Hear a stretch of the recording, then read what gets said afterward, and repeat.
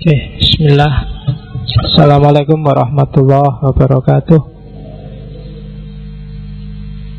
Bismillahirrahmanirrahim. Alhamdulillahirabbil alamin. Alhamdulillah nahmaduhu wa nasta'inuhu wa nastaghfiruh wa na'udzu bihi min syururi anfusina wa min sayyiati a'malina. May yahdihillahu fala mudhillalah wa may yudlilhu fala hadiyalah. Asyhadu an la ilaha illallah wahdahu la syarikalah wa asyhadu anna Muhammadan abduhu wa rasuluh.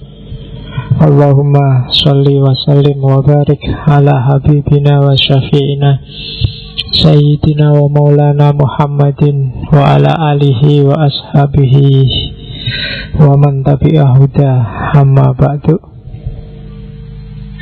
Bismillah, mari kita lanjutkan ngaji filsafat kita malam hari ini. Kita ketemu Isa. Saya tidak tahu kira-kira apa ada juga pengajian filsafat atau kuliah filsafat dimanapun yang judulnya adalah Isa. Agak susah nyarinya, tapi ya biar aja. Tema kita kan memang sedang nyari hikmah. Dimanapun adanya kita ambil yang baik-baik, yang bagus-bagus untuk kita. Dan tema-tema ini yang jelas pasti bukan pesanan pasar.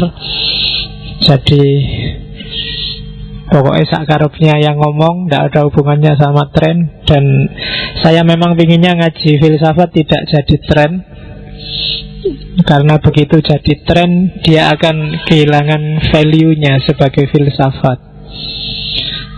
Filsafat harus jadi elit, tidak boleh jadi tren pasar.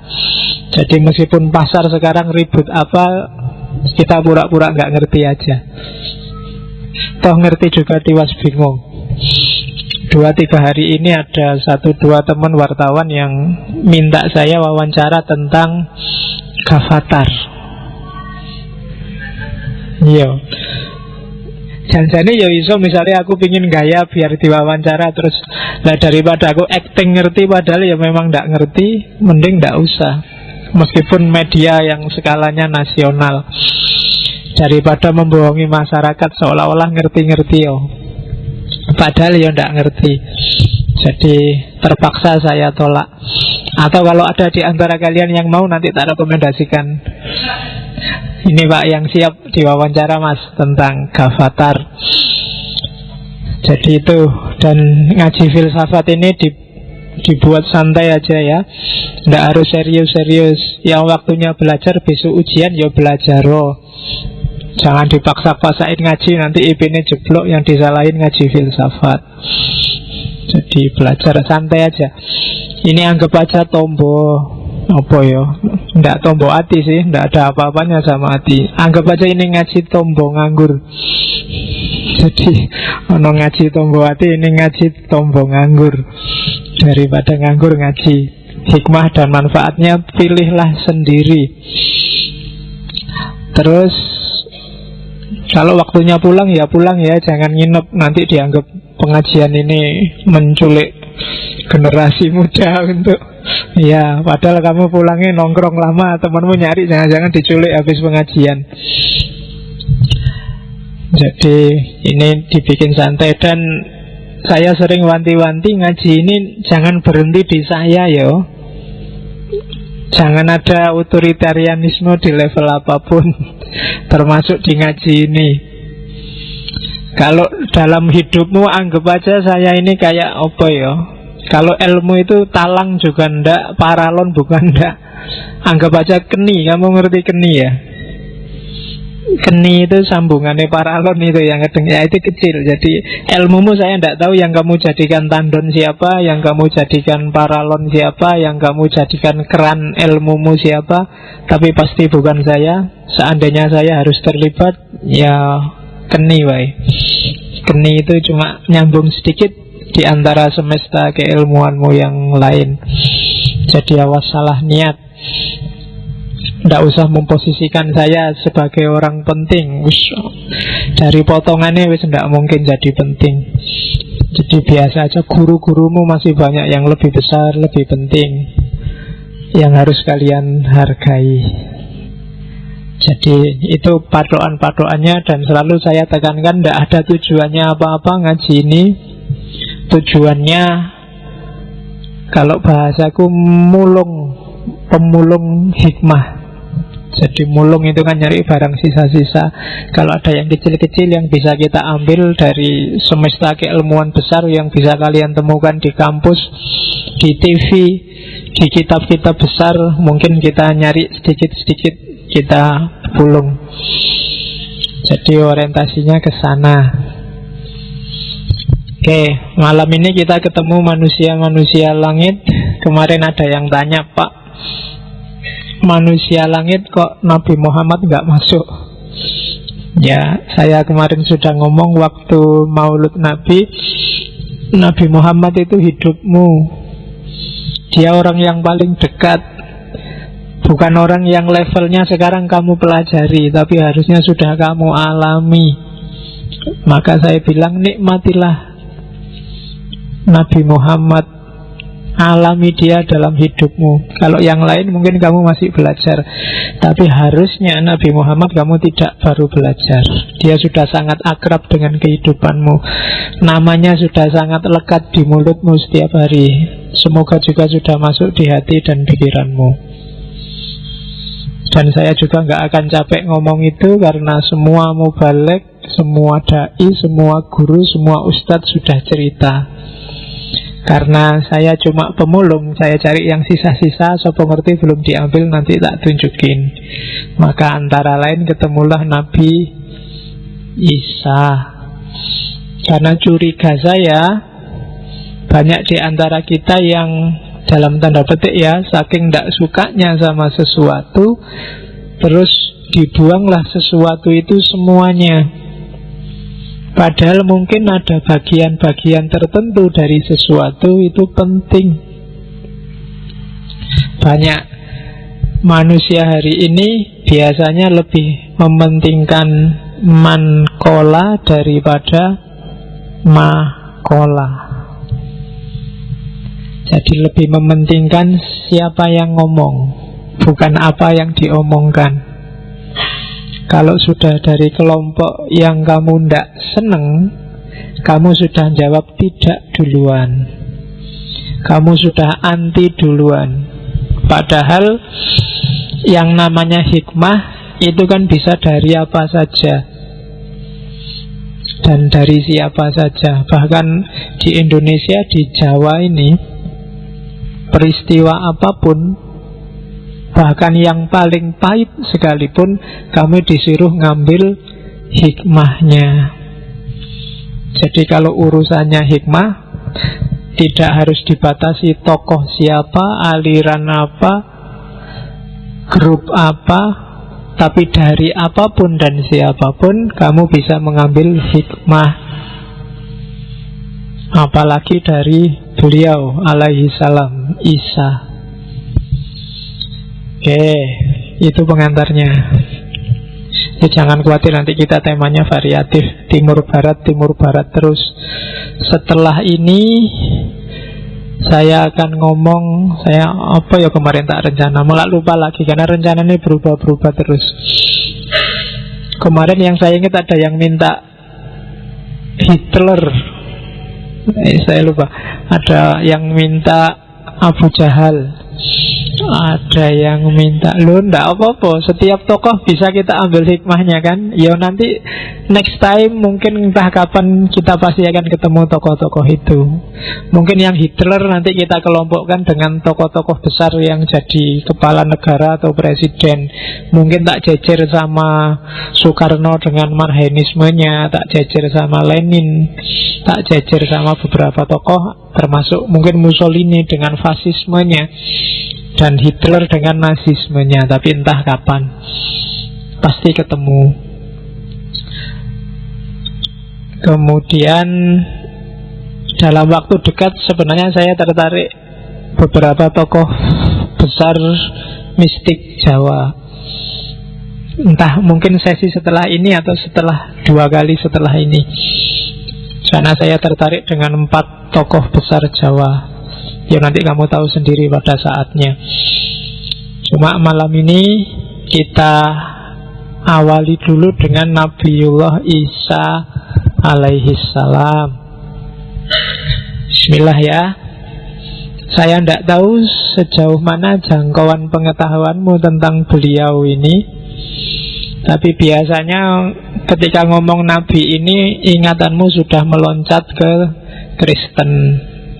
Pokoknya kamu anggap dia orang Kristen, padahal Kristen itu lahir jauh setelah Nabi Isa tidak ada sebagai sebuah agama.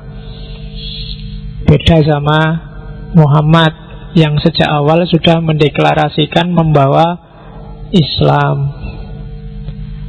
Isa dan Yesus itu sama. Saya lihat ada beberapa tulisan di internet yang anggap Isa itu bukan Yesus. Itu sebenarnya beda dialek. Itu kan kayak Charles.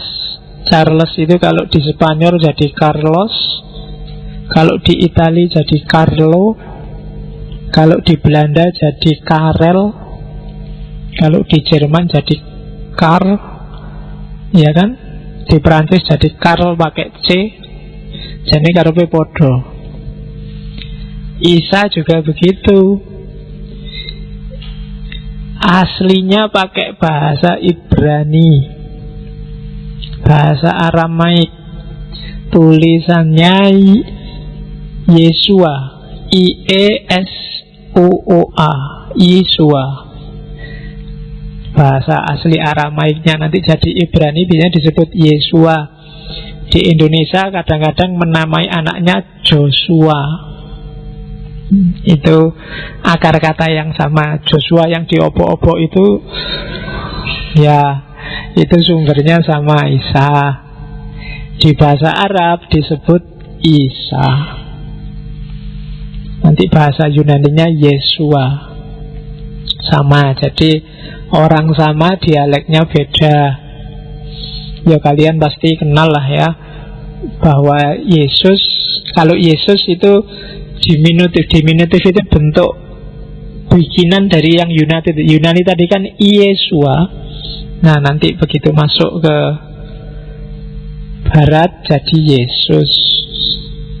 Kemudian orang Arab Kristen tertentu menyebutnya Al-Yasu, bukan Isa tapi Yasu. Tapi yang paling populer ya Isa. Al-Quran juga pakai istilah Isa. Itu adaptasinya ke dalam bahasa Arab. Kalau ada yang filsafat bahasa atau dari fakultas bahasa di sini, sebenarnya menarik untuk menjelajahi nama-nama orang-orang populer di tradisi yang berbeda. Karena kadang-kadang orang yang kita sebut A di tradisi yang lain disebut B. Dan padahal di A ini kita agung-agungkan, tapi begitu pakai di B kita caci maki. Padahal A dan B ternyata yang dimaksud orang yang sama. Nah, maka syukur-syukur ada yang mau meneliti ke sana. Nanti terbitkanlah buku nama tokoh besar di banyak negara, banyak teritori. Itu biasanya istilahnya beda-beda. Isa, ya kita review sedikit ya riwayat hidupnya, mungkin kalian ngerti. Lahirnya di mana? Bethlehem, Nazaret, Galilea. Itu kan yang sering disebut-sebut di kalian. Daerah Pakistan bagian utara. Kelahirannya monumental karena ya tidak ada bapaknya. Jadi zaman itu orang kaget semua. Kalau hari ini kan ada perempuan hamil gak ada bapaknya kan gak kaget. Ya, akeh tunggale, kamu cepet-cepet nyari iklan yang terlambat bulan, hubungi itu kan. Kalau kalau hari ini gak kaget. Zaman itu takut sekali Maryam itu ketika tiba-tiba Jibril datang ngasih tahu bahwa kamu akan punya anak. Gimana saya punya anak? Dia dikenal sebagai wanita yang suci, yang mengabdikan dirinya untuk Allah. Maryam ini kan putranya Imron. Imron ini salah satu keluarga yang disebut oleh Al-Quran karena keluarga ini banyak sekali anggotanya yang jadi nabi. Jadi kalau di Jawa namanya terah. Terahnya Imron ini terahnya nabi-nabi. Termasuk nanti ada Nabi Zakaria, ada Nabi Yahya, dan kawan-kawan. Jadi dia Maryam ini putranya Imron yang diasuh oleh Zakaria. Dia lahir Zakaria karena Imron punya anak Maryam, dia jadi iri terus berdoa biar punya anak dan dikabulkan Allah, nanti lahirlah Yahya yang kalau dalam tradisi barat dikenal sebagai Yohanes. Dikenal sebagai Yohanes Sang Pembaptis karena dialah yang membaptis Isa nantinya. Isa dibaptis itu kalau bahasa Islam mungkin dibaiat, ya, dengan simbol air biasanya diperciki oleh air. Isa lahir di daerah Israel kalau hari ini, dekat sama Pakistan. Dengan zaman itu daerah itu adalah provinsi namanya Yudea, jajahannya Romawi. Kaisar Romawi pertama namanya Agustus. Kemudian provinsi Yudea itu gubernurnya namanya Herodes. Dan zaman itu sudah muncul ramalan bahwa sebentar lagi akan lahir raja di atas segala raja, yang menaklukkan semua raja. Itu nanti yang bikin Herodes khawatir, sehingga menjelang dan setelah era kelahiran Isa, dia bikin kebijakan semua bayi yang umurnya 2 tahun ke bawah harus dibunuh. Cuma Isa ini selamat karena dibawa oleh ibunya ke Mesir. Kalau dalam cerita sama tunangannya, karena Maryam ini gila sudah punya tunangan namanya Yusuf. Setelah itu kisahnya mulai agak remang-remang. Kisah paling populer dari Isa adalah setelah dia umur 30 tahun. 30 tahun saatnya, kalau zaman itu dia sudah bisa jadi imam kalau dalam agama Yahudi. Maka dia 30 tahun muncul, ketemu dengan Yohanes tadi, terus dibaptis, dibaiat. Setelah itu lahirlah kisah dakwahnya selama 3 tahun. Dan di tahun yang ketiga dia mengalami hukuman penyaliban. Jadi sebenarnya efektif dakwahnya Isa itu cuma 3 tahun. Jauh lebih panjang Nabi, karena memang dia berhadapan dengan tidak cuma pimpinan yang sangat tiran, tapi juga umat yang sangat anarkis, yang ingin menangnya sendiri. Makanya ada cerita suatu ketika ada sahabatnya Isa tanya, Isa, sekarang kok zaman kacau luar biasa ya. Dulu zamannya Nabi Yahya yang jadi imam, zamannya Yohanes jadi imam, tertib loh. Sekarang kok kacau, tidak karu-karuan. Jawabannya Isa, loh, dulu zaman imamnya Yahya, umatnya bagus-bagus kayak saya. Sementara sekarang zaman aku jadi imam, umatnya rusak kabeh kayak kalian. Jadi jangan salahkan pimpinan, kamu sendiri yang kayak gitu. Itu ceritanya Isa. Kalau nanti di 3 tahun ini dia didukung oleh muridnya, kalau di Quran namanya Hawariyun, kalau di kita namanya sahabat-sahabat. Ini sebenarnya kader-kader yang dikader sendiri oleh Nabi Isa, jumlahnya 12. Diambil dari masing-masing sukunya Yahudi yang 12. Karena memang dia kan nabi, kalau di Quran nabi untuk Bani Israel. Dan di antara 12 ini nanti ada yang dalam bahasa yang sejauh kamu tahu hari ini kamu sebut berkhianat. Cuma ada versi, saya dulu pernah baca versi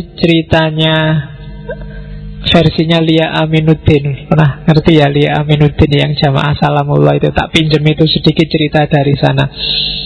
Duduk persoalannya Yudas yang dianggap berkhianat pada Isa. Jadi zaman itu kan Romawi yang rajanya namanya Tiberius. Kemudian gubernurnya namanya Pilatus, Pontius Pilatus.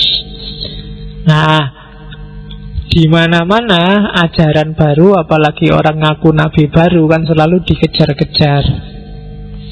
Saat itu untuk melindungi Nabi Isa, Hawariyun yang 12 ini sering nyamar jadi Nabi Isa biar nggak ketahuan siapa Isa, akulah Isa. Selalu bilang gitu karena pemerintah sendiri nggak tahu wajahnya yang namanya Isa itu kayak gimana.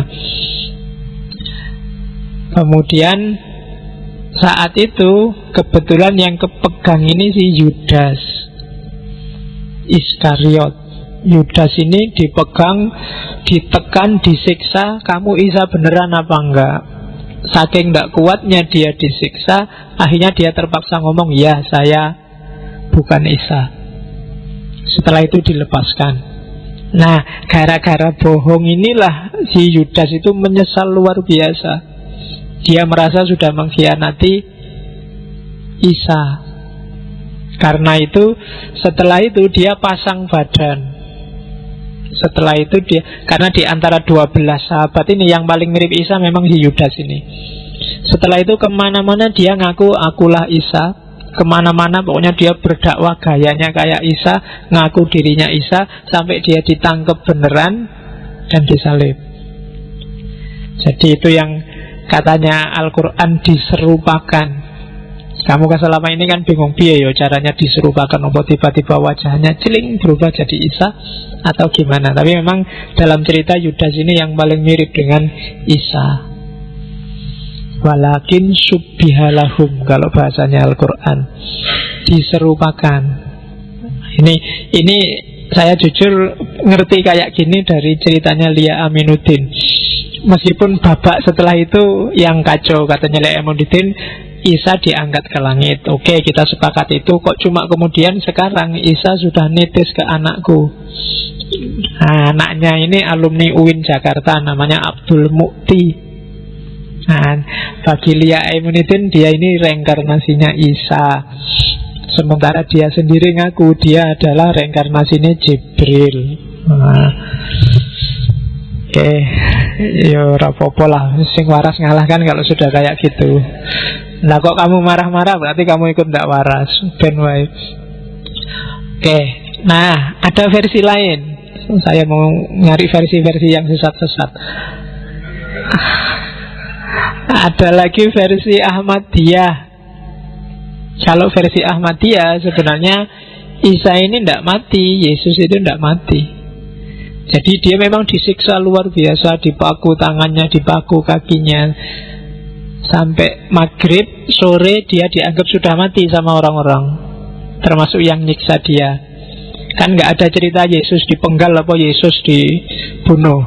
Nah katanya orang Ahmadiyah, sebenarnya dia itu belum mati, cuma dianggap mati. Dianggap mati, dibungkus kain kafan, terus dikubur.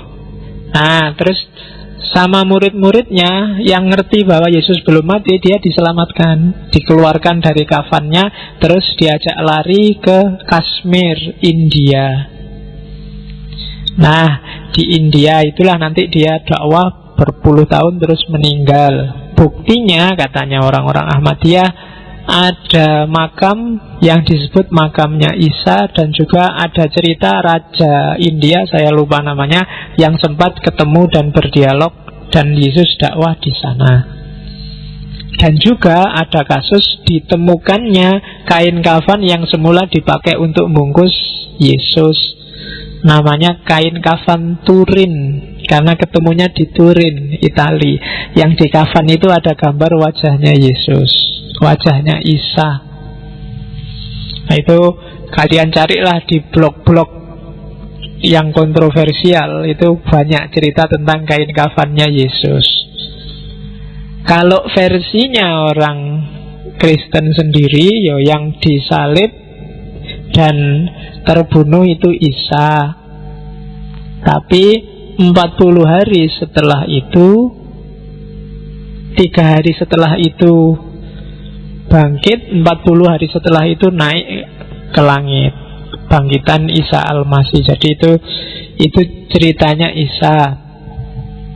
Kalau pakai hadis, wajahnya Isa itu kulitnya putih kemerah-merahan. Cari di hadis-hadis Isra Mi'raj itu kan Nabi ketemu Nabi Isa di, saya lupa langit keberapa itu. Kalau gambarannya Nabi Isa itu kulitnya kemerah-merahan, memang putih kemerah-merahan, ganteng luar biasa. Rambutnya lurus sebahu, terus dibelah tengah. Ngerti ya? Dibelah tengah kayak Rano Karno zaman dulu. Jadi ya, yang kayak bokong itu loh, dipecah 2 sama rata. Ya kalau zaman saya Alia dulu, kalau ada temen rambutnya dianu kan, wah rambutnya kayak bokong. Jadi terus wajahnya wajah yang sangat teduh, gimana ya, susah menggambarkan. Di beberapa cerita digambarkan bahkan seolah-olah orang melihat tetesan air di wajahnya. Itu sebenarnya sebuah metafor untuk menunjukkan wajahnya sangat teduh, murah senyum. Itu sosoknya Isa yang cerita Kanjeng Nabi sendiri waktu dia ketemu di Isra Mi'raj. Oke, bismillah kita mulai. Ceritanya panjang kalau tokoh-tokoh langit, karena kamu jarang dapat informasi kayak Zarathustra kemarin. Dan jangan salah, ketika Isa lahir, yang melihat bintang terang pertama tentang kelahiran Isa, kemudian datang ke tempat Isa lahir yang disebut di kandang apa itu orang-orang Majusi yang pertama ketemu, yang pertama menengok. Jadi masih ada sambungannya sama minggu lalu ketika kita ngomong Zarathustra. Oke, bismillah. Ini nanti slide-nya saya bikin gundulan dalam arti mungkin itu ada di Perjanjian Baru yang mana, ada di yang mana, cuma tak buang semua labelnya. Karena kayak tadi, kita tidak akan sibuk dengan bungkus, kita akan sibuk dengan isinya saja. Karena biasanya psikologis, kalau tak kasih dalam tanda kurung Markus pasal ke-7 ayat ke-3 itu kamu sudah males duluan. Biasanya kalau ada kata-kata Markus, kata-kata Lukas itu kan kamu males duluan. Dan itu psikologis. Makanya bajunya tak buang semua, biar terasa hikmahnya. Yang tertarik, ingin serius, ya kamu belajar sendiri, kajilah sendiri sejauh mana dari mungkin Perjanjian Baru atau Perjanjian Lama. Jadi baju itu penting, tapi sepenting-pentingnya baju lebih penting isinya. Bungkus itu penting, tapi setinggi apapun levelnya bungkus, itu lebih penting isinya. Yo, sama-sama penting tapi derajatnya beda. Sebagus apapun bajumu, kalau isinya jelek ya, isinya tidak cakep ya, eman-eman kan gitu. Jadi makanya saya tadi bilang jangan undur mankola. Mankola itu bungkus, perhatikan makola. Jadi baju itu tidak penting. Karena ada cerita seorang sufi, namanya, malah cerita tidak apa-apa lah. Ada sufi namanya Sayyar bin Dinar. Jadi dia ini sufi, gelarnya bin Dinar. Mungkin masih ada genealogi sama Malik bin Dinar. Tapi memang dia kaya. Sufi kaya raya, muridnya banyak. Sufi itu kan biasanya pakai baju jelek, qanaah, zuhud. Tapi kalau Sayyar bin Dinar, dia selalu pakai baju wow, baju luar biasa indah, luar biasa bagus. Padahal muridnya bajunya jelek-jelek. Suatu ketika ada yang mencela, ada yang ngeritik dia, sampean ini gimana? Katanya sufi, bajunya kayak gitu. Jangan-jangan bohong aja, sampean itu cuma acting aja. Selama ini sampean gak anu duluan. Katanya saya pindah. Nah itulah yang tak cari. Lecehkanlah aku, anggap aja aku itu sufi palsu, sufi rendah, orang gak ada harganya. Dan itulah yang tak cari selama ini. Kalau aku pakai baju jelek, pakai wool, pakai yang jelek-jelek itu kan kamu nganggap wah ini sufi beneran, sufi luar biasa. Karena itulah aku pakai baju yang kayak gini biar kamu anggap wah ini sufi apa. Biar aku ndak jadi sombong. Jadi ndak sombongku itu justru kalau pakai baju bagus kayak gini. Jadi nggak harus baju jelek. Ya itu namanya casing kan tadi, bungkus. Jadi bungkus itu ndak penting. Sayyar bin Dinar. Sebenarnya itu makomnya sudah tinggi. Cuma ada yang lebih tinggi dari itu. Yang lebih tinggi dari Sayyar itu Rumi. Kalau Rumi, dia sudah tidak peduli lagi komentar. Tidak peduli lagi, tidak ingin dikomentari jelek, tidak ingin dikomentari bagus. Peduli amat dengan komentar. Itu makamnya lebih tinggi lagi gitu. Jadi di bawah itu ada pengen dilihat jelek. Yang ini terserah kamu nganggap aku jelek atau nganggap aku bagus. Yang penting hubunganku sama Allah. Itu makam yang lebih tinggi dari Sayyar bin Dinar. Oke, yo kapan-kapan ada sesi khusus lah untuk tasawuf yang falsafi. Bismillah kita mulai Isya ya. Sebenarnya slide-nya banyak dan panjang. Nah, sekarang ngaji sebentar. Sekali-sekali ngaji beneran, judulnya ngaji ya. Saya artikan sebentar, nggak akan saya jelaskan panjang, di tafsir-tafsir banyak. Kita lihat identitasnya Isa dalam Al-Quran. Idh qalatil malaikatu ya Maryamu innallaha yubasyshiruki bikalimatin minhu ismuhul masihu Isa ibn Maryam. Nalikane wis ngendika sapa al malaikatu malaikat. Lho kan gitu kalau di pondok ifqalat lan nalikane ngendika sapa al malaikatu malaikat ya Maryamu he Maryam innallaha sak temene Gusti Allah khabari inna iku yubasysiruki. Saya kapan-kapan ngaji gitu. Sudah lama saya tidak ngaji model pesantren.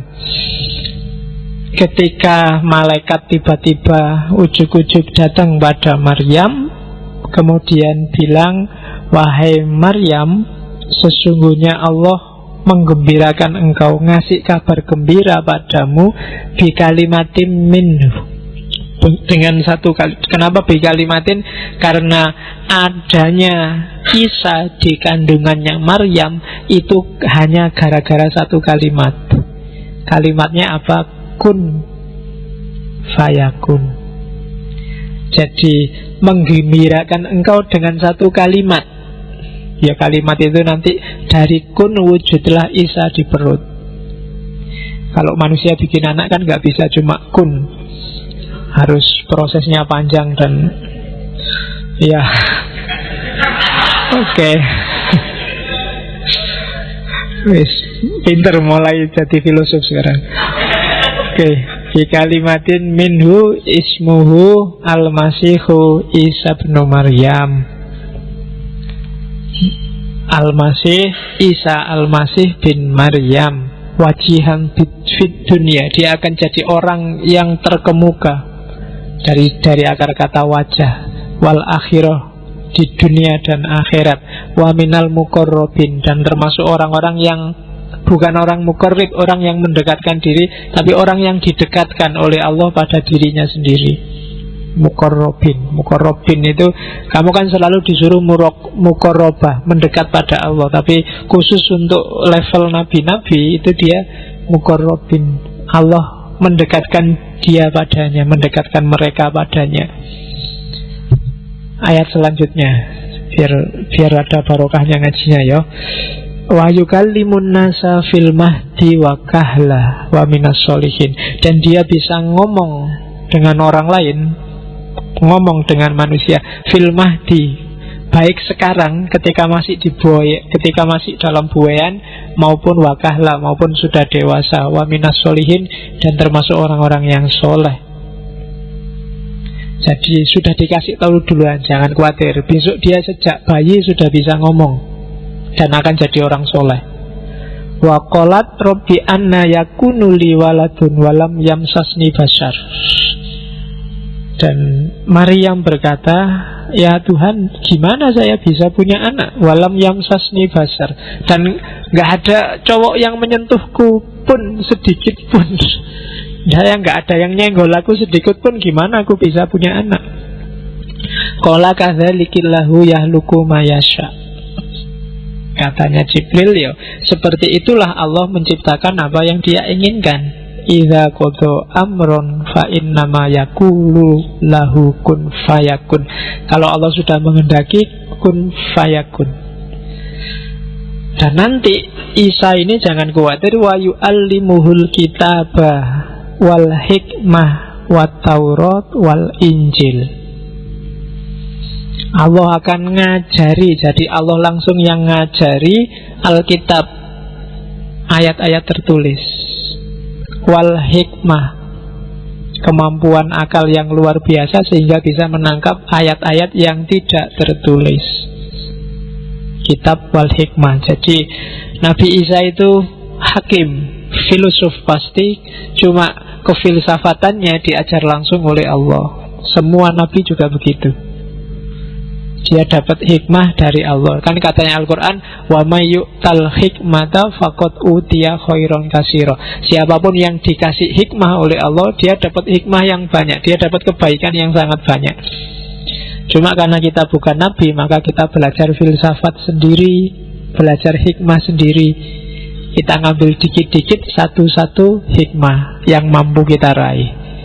Oleh Allah dikasih alat akal, wa Taurat wal Injil. Oke.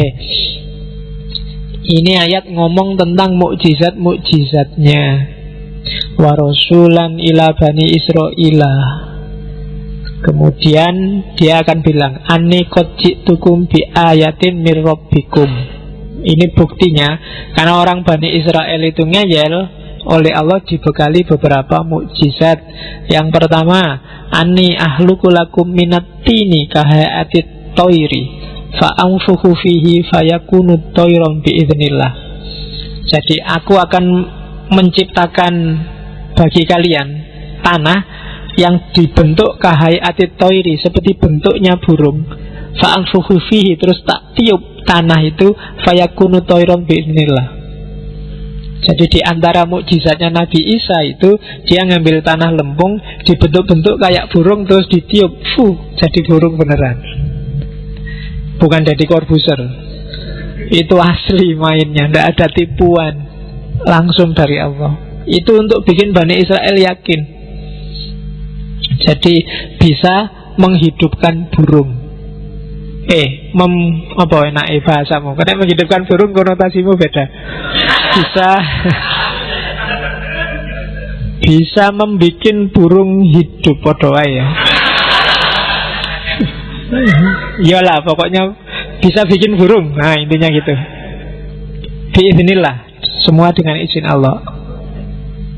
Oke, wa ubriul akmaha wal abroso, dan menyembuhkan orang sakit jiwa, sakit gila, dan sakit lepra, stres.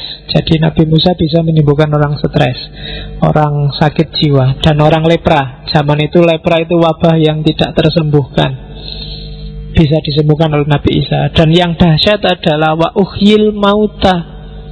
Banyak sekali cerita-cerita ketika Nabi Isa menghidupkan orang mati, semuanya biidznillah. Wa unabbiukum bima ta'kulun wa ma tadakhirun fi buyutikum. Dan aku bisa menginformasikan apa yang kamu makan, apa yang kamu simpen di rumahmu. Kamu datang padaku, tadi kamu mesti makannya di angkringan, habis nasi kucing 3 tapi ngomongnya 2. Kemudian itu Nabi Isa bisa. Apa yang kamu makan, apa yang kamu simpen di rumah, itu bisa nebak.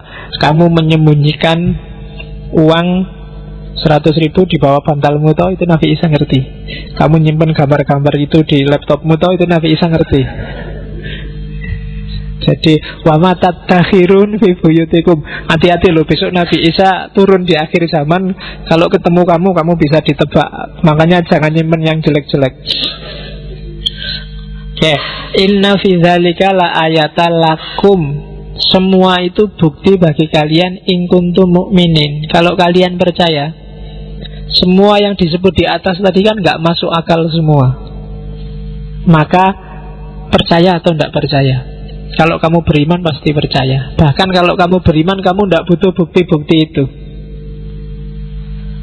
Oke, terus wa musaddiqon lima baina yadaya minat Taurat. Jadi Nabi Isa tidak membawa syariat baru, dia membenarkan Taurat yang sudah ada sebelumnya, sambil melakukan revisi beberapa. Wali ukhilalakum ba'dalladzi hurrima alaikum. Ada beberapa yang sudah diselewengkan, yang harusnya halal diharamkan, itu diluruskan. Harusnya mungkin masih lurus, kamu anggap sesat. Harusnya masih baik, kamu anggap jelek, itu diluruskan oleh Nabi Isa. Wajitukum bi ayah mir rabbikum fattaqullaha wa atiun. Innallaha rabbi wa rabbukum. Ini sebenarnya menegaskan bahwa bukan aku lo Tuhannya, aku ini cuma utusan Tuhan. Wa hadza siratul mustaqim. Nanti di surat Maryam atau surat As-Saff itu Allah melakukan drama. Dia bertanya pada Nabi Isa, wahai Isa, apa kamu dulu di dunia bilang bahwa Tuhannya kamu? Kan terus Nabi Isa bilang, tidak ya Allah, seandainya aku ngomong panjenengan kan juga sudah ngerti, tidak perlu tanya saya. Oke, ini yang tentang Hawariyun. Falamma ahassa Isa minhumul kufro qala man ansori ilallah. Setelah Isa merasa dakwahnya kok tidak terlalu sukses ya, banyak yang masih kufur. Terus Isa bilang, man ansori ilallah, siapa yang mau nolong saya? Ilallah, berhadapan dengan Allah. Qolal hawariyuna nahnu ansorullah. Tadi 12 sahabat tadi yang disebut hawariyun bilang, kita lah yang akan nolong. Amanna billah, kita beriman pada Allah. Washhad, dan bersaksilah, dan saksikanlah bi anna muslimun. Kalau hari ini ada dai yang bilang ishadu bi anna muslimun, itu kalau bagian dari ayat ini sebenarnya itu niru-niru orang Hawariyun, anak buahnya Nabi Isa. Bukan Islam hari ini yang kamu maksud.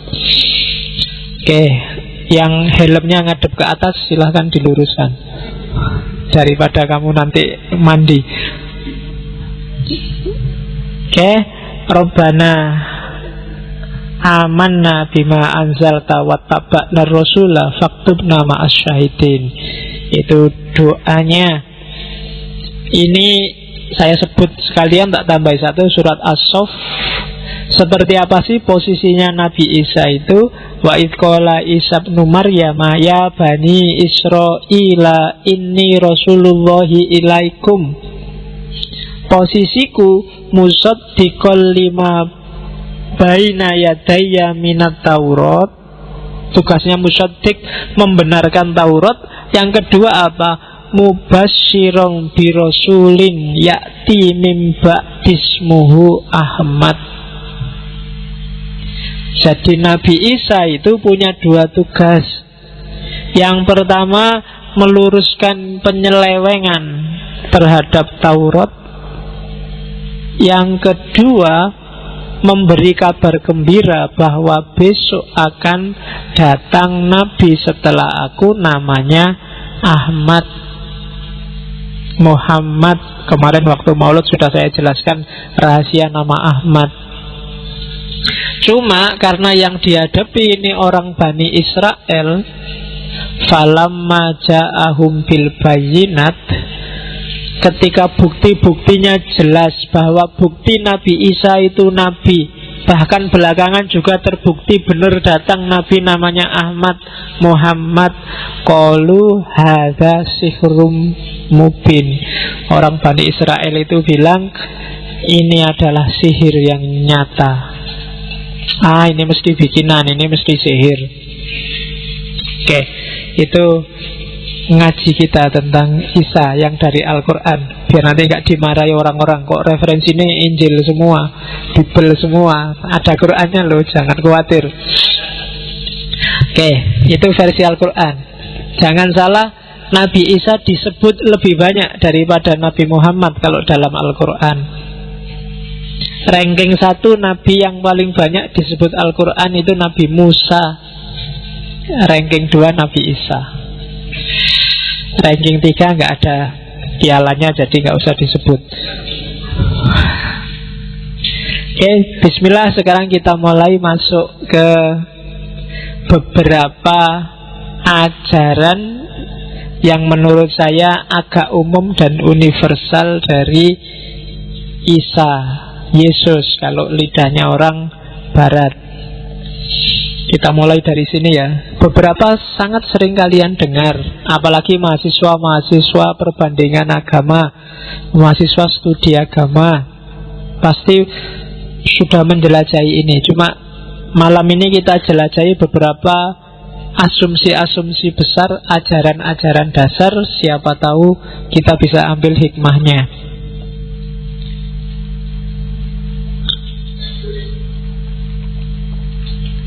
Kalau Islam punya konsep khilafah, orang Kristen juga punya. Namanya kerajaan Allah ya, mereka baca kerajaan Allah. Allah kerajaan. Yang kedua kerajaan Allah ini kalau kadang disebut juga kerajaan surga. Kalau orang Kristen lebih suka menyebutnya kerajaan Allah. Kalau orang Yahudi lebih suka menyebutnya kerajaan surga. Kadang-kadang juga pakai istilah kerajaan langit, cuma jarang pakai istilah kerajaan langit. Mungkin khawatir rancu sama Sun Gokong dan kawan-kawan itu kan juga ada kerajaan langitnya. Apalagi sekarang sudah orang ngerti ternyata langit itu bukan sesuatu yang bisa diakses. Kamu ke atas kan nggak pernah ketemu langit. Ya, langit itu di mana ya? Kalau Isra Mi'raj langit lapis ketujuh itu kan kamu pening sendiri mikirnya. Oke, kalau kamu bingung jawab yang Isra Mi'raj langit ketujuh itu apa, ya kayak Nabi Isa tadi, kamu percaya apa enggak? Kan itu aja. Dia benar bagi yang percaya, enggak benar bagi yang tidak percaya. Apa sih kerajaan Allah itu? Kerajaan Allah itu, kerajaan Allah adalah ketika semua hukum Tuhan jalan. Apakah hukum Tuhan yang disebut sunatullah berhubungan dengan mekanisme alam, ataukah hukum Tuhan dalam bentuk moralitas yang harus dijalani manusia, muamalah, ataukah hukum Tuhan dalam bentuk perilaku yang harus dilakukan manusia dengan orientasi vertikal yang namanya ibadah. Ketika perilakumu ibadah dan muamalah sesuai dengan kehendaknya Tuhan, dan dunia alam semesta ini berjalan sesuai sunnatullahnya, itulah namanya kerajaan Allah, kerajaan Allah, kerajaan surga. Jadi di Alkitab sering disebut Allah yang aktif memerintah di dunia. Jadi yang di sekelilingmu ini semua yang terjadi itu sejalan dengan kehendaknya Allah. Kalau alam semesta kan pasti sejalan. Yang bisa tidak sejalan, yang bisa membantah dan ngeyel, itu satu-satunya manusia. Manusia itu tidak cuma bisa membantah dan ngeyel, bahkan dia bisa ngerusak yang sudah sesuai dengan hukum Allah. Dia rusak sehingga jadi nggak sesuai. Maka yang perlu digarap itu manusianya untuk mewujudkan kerajaan Allah. Jadi Allah yang aktif memerintah di dunia. Dan kalau di Nasrani, kerajaan Allah itu ya bisa di dunia sekarang, bisa besok di akhirat, bisa dalam dirimu sendiri. Kalau di dunia sekarang ya seperti tak jelasin tadi, kalau di surga itu otomatis semua pasti sesuai dengan kehendak Allah. Kalau dalam dirimu sendiri, itu dirimu kan jagat kecil. Diri kita ini kan kayak alam semesta dalam bentuk kecil. Ada fisiknya, ada mekanisme rohaninya, ada mentalnya, ada. Yang dunia fisik ya jalankan sesuai sunatullah. Kalau lapar ya makan, kalau haus ya minum, kalau pingin kawin ya kawinlah, kalau punya uang, kalau punya pacar. Loh ya kan? Kalau merasa kesepian, carilah teman. Itu kan dimensi-dimensi sunatullah fisik. Mungkin ada dimensi mental, ada dimensi rohani. Kelola itu sesuai kehendaknya Allah. Maka kamu sedang mendirikan kerajaan Tuhan dalam dirimu. Nah, ini nanti kalau pendeta-pendeta menjelaskan ini semangat, mesti kayak di TV zaman dulu. Sekarang tidak ada. Yang ada tante-tante itu yang bilang saudara-saudara, ya itu ya, yang dijelaskan kan ini biasanya. Saya tidak tahu sekarang ada di mana beliau ya. Itu kan menarik. Kalau siang-siang ngantuk-ngantuk, minggu-minggu habis jalan-jalan nyetel kan ada itu di TV. Oke, intonasinya kan tidak terlupakan. Kerajaan Allah. Yang selanjutnya, ini kalian dengar sering dari teman-teman Kristiani. Ini konsep dasar juga. Mirip kayak di Islam bahwa manusia itu citra Tuhan di muka bumi. Ya kan? Makhluk di antara semua ciptaannya Allah yang paling mirip dengan dirinya itu manusia. Dirinya pasti bukan fisik, jadi bukan wajah. Karena Allah pasti tidak punya fisik kayak kalian. Di Quran disebut Allah punya tangan, punya mata, pasti tidak kayak kita. Jadi kemiripan itu pasti di luar itu. Maka jangan dibayangkan Allah tinggi besar, jenggotnya panjang. Dulu kamu kecil mungkin gitu kan. Bayangkan Allah itu di atas besar, ngelihat ke bawah, jenggotnya panjang, rambutnya panjang, pakai jubah. Enggak. Jangan dibayangkan fisik. Kita mirip Allah tidak dalam hal fisiknya. Di beberapa konsep, paling tidak di 4 hal itu. Yang pertama, dalam hal spiritualitas, dalam hal kecerdasan, akal, punya keinginan, kita punya keinginan, Allah juga punya keinginan. Dalam hal pengetahuan dan cinta, kita tahu sesuatu, Allah maha tahu. Kita cinta sesuatu, Allah maha cinta. Dan yang keempat, dalam hal kebebasan, kita oleh Allah dipinjemi kebebasan. Itu yang bikin kita mirip Allah. Ya yang bebas sejati jelas Allah. Dia tidak ada yang mengikat apapun dan satupun. Kita manusia itu bebas tapi dipinjemi, pinjaman. Jadi kita dikasih akal untuk milih, diizinkan untuk ingin sesuatu, suka tidak suka sesuatu, tahu dan tidak tahu sesuatu, mencintai sesuatu. Dan kita punya dimensi khusus namanya spiritualitas. Satu-satunya yang punya 4 ini hanya manusia, tidak ada yang lain. Hewan, tumbuhan, apalagi benda, tidak ada satupun yang itu. Binatang kadang-kadang ada yang seolah-olah punya akal ya Pak, enggak. Kalau punya otak iya, tapi kalau punya akal enggak. Maka enggak bisa berkembang. Sak pinter-pinternya monyet sejak dulu juga seperti monyet. Kalau ada monyet pakai baju, itu yang ngasih baju manusia. Kalau ada lumba-lumba yang bisa ngitung, itu yang bikin bisa ngitung kan juga manusia, dilatih instingnya. Dia tidak pernah punya inisiatif sendiri. Kalau nggak percaya, kali-kalian apa bagi-bagian. Kalau lumba-lumba biasanya tesnya, ayo 3 tambah 3 kan gitu. Itu teslah sendiri. Misalnya ada lumba-lumba, coba berapa akar 4, akar 3, tidak bisa dia. Sing iso manusia. Jadi spiritualitas apa lagi? Hanya manusia yang punya. Semua yang selain manusia tidak ada pilihan. Hidupnya pasti seperti itu, dan hidupnya pasti merealisasikan, mewujudkan sunatullah. Sehingga dalam konsep kita, semua makhluk itu bertasbih, semua makhluk itu tunduk patuh pada Allah. Karena memang dia tidak punya alternatif lain, hanya itu. Beda sama manusia. Maka manusia itu semacam citranya Tuhan. Kalau di kita, manusia itu khalifah, wakilnya Tuhan. Wakil itu kan ya paling tidak kan mirip sama yang diwakili dikit-dikit. Kalau beda sama sekali nggak bisa mewakili. Allah kuasa, karena kita wakilnya Allah, kita dikasih kekuasaan oleh Allah. Meskipun tidak sebesar kekuasaannya Allah. Kamu kan bisa kuasa sesuai jangkauanmu, sesuai kapasitasmu. Jadi spiritualitas, akal dan keinginan, pengetahuan, cinta dan kebebasan. Kayak minum ini kan akalku yang dulu bilang haus minum, akal. Pengetahuan, karena aku tahu aku butuh minum. Dan kebebasan, mau minum beneran apa nanti saja kan terserah aku.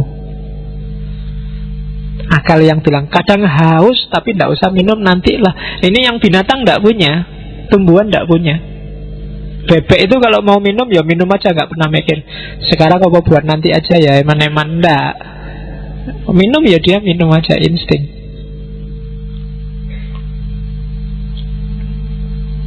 Dari situlah nanti sumber hisab itu nanti dari sini semua. Urusan fisikmu nggak akan dihisab oleh Allah. Kamu jelek, rambutmu keriting, hidungmu pesek, itu nggak akan dihisab oleh Allah. Jadi gak pernah ditanya kenapa hidungmu pesek, gak pernah ditanya kenapa kulitmu hitam, gak pernah. Yang ditanya apa? Spiritualitasmu. Akalmu kamu gunakan untuk apa? Pengetahuan yang dianugerahkan padamu kamu pakai untuk apa? Apa yang kamu cintai dan tidak kamu cintai, mengapa? Kok ada selain aku yang kamu cintai? Kebebasanmu kamu pakai buat ngapain aja? Nah itu Allah yang menghisapmu nanti. Kalau fisik Allah gak akan tanya. Fisik itu termasuk ranah sunatullah yang kamu gak bisa nolak. Kulitmu hitam itu kan sudah mau gak mau ya hitam itu. Bahwa kamu berusaha memutihkan jangan percaya. Kamu pakai obat-obatan, kamu agak susah. Itu sudah. Dan Allah gak akan, jangan khawatir, jangan takut kalau kamu jelek, kamu kulitmu hitam, kamu tidak salah apa-apa. Jadi kalau ada orang bilang kamu kok jelek banget toh, jangan minder, jangan takut. Emangnya salahnya apa kalau kamu jelek? Ya memang aslinya begitu. Ya kan? Kalau ada orang bilang kamu jelek, bilang aja salahku di mana kalau aku jelek itu. Iya. Yang kamu lecehkan itu siapa? Aku apa yang bikin aku, kan gitu. Loh iya kan? Loh kalau ada laptop jelek, kualitasnya kacau, itu yang salah apa laptopnya? Kan enggak. Yang salah yang bikin laptop. Maka manusia nggak boleh saling melecehkan, saling mencaci maki, khususnya untuk urusan fisik. Karena kamu nggak ikut bikin. Rancangannya juga bukan dari kamu. Ya kan? Kamu kan cuma kalau manusia kan cuma mewujudkan prosesnya, tapi detailnya kan Allah yang ngatur. Sak pinter-pinternya orang kan tidak bisa ngatur. Misalnya saya bikin anak kulit hitam aja deh, tidak iso.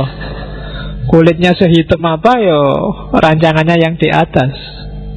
Jadi yang dalam kuasamu 4 ini. Kamu punya spiritualitas, tapi kamu arahkan kemana spiritualitasmu, itu dalam kekuasaanmu. Nah, itu konsep kunci juga yang dibawa oleh Isa. Nah, ajaran-ajarannya Isa nanti 90% sebenarnya urusan akhlak. Maka Isa banyak disukai oleh para sufi. Beberapa sufi itu benchmarknya adalah Isa. Bukan apa-apa, karena Isa berhadapan dengan Yahudi yang kalau bahasa sekarang sangat fikih sentris. Jadi formalisme beragama yang sering dijadikan dalih untuk menindas. Aturan-aturan agama yang dijadikan alasan untuk menyusahkan orang lain. Disitulah Isa datang untuk memperingatkan bahwa fikih itu hanya bagian kecil, bagian dan tidak utama. Yang utama itu akhlak. Maka ajaran-ajaran Nasrani, ajaran Kristen itu sebagian besar fokusnya di akhlak. Tidak ada variasi ibadah yang luar biasa kayak yang kita miliki di Islam. Jadi Islam itu agak ke tengah. Yahudi itu sebenarnya lebih kaku dari kita.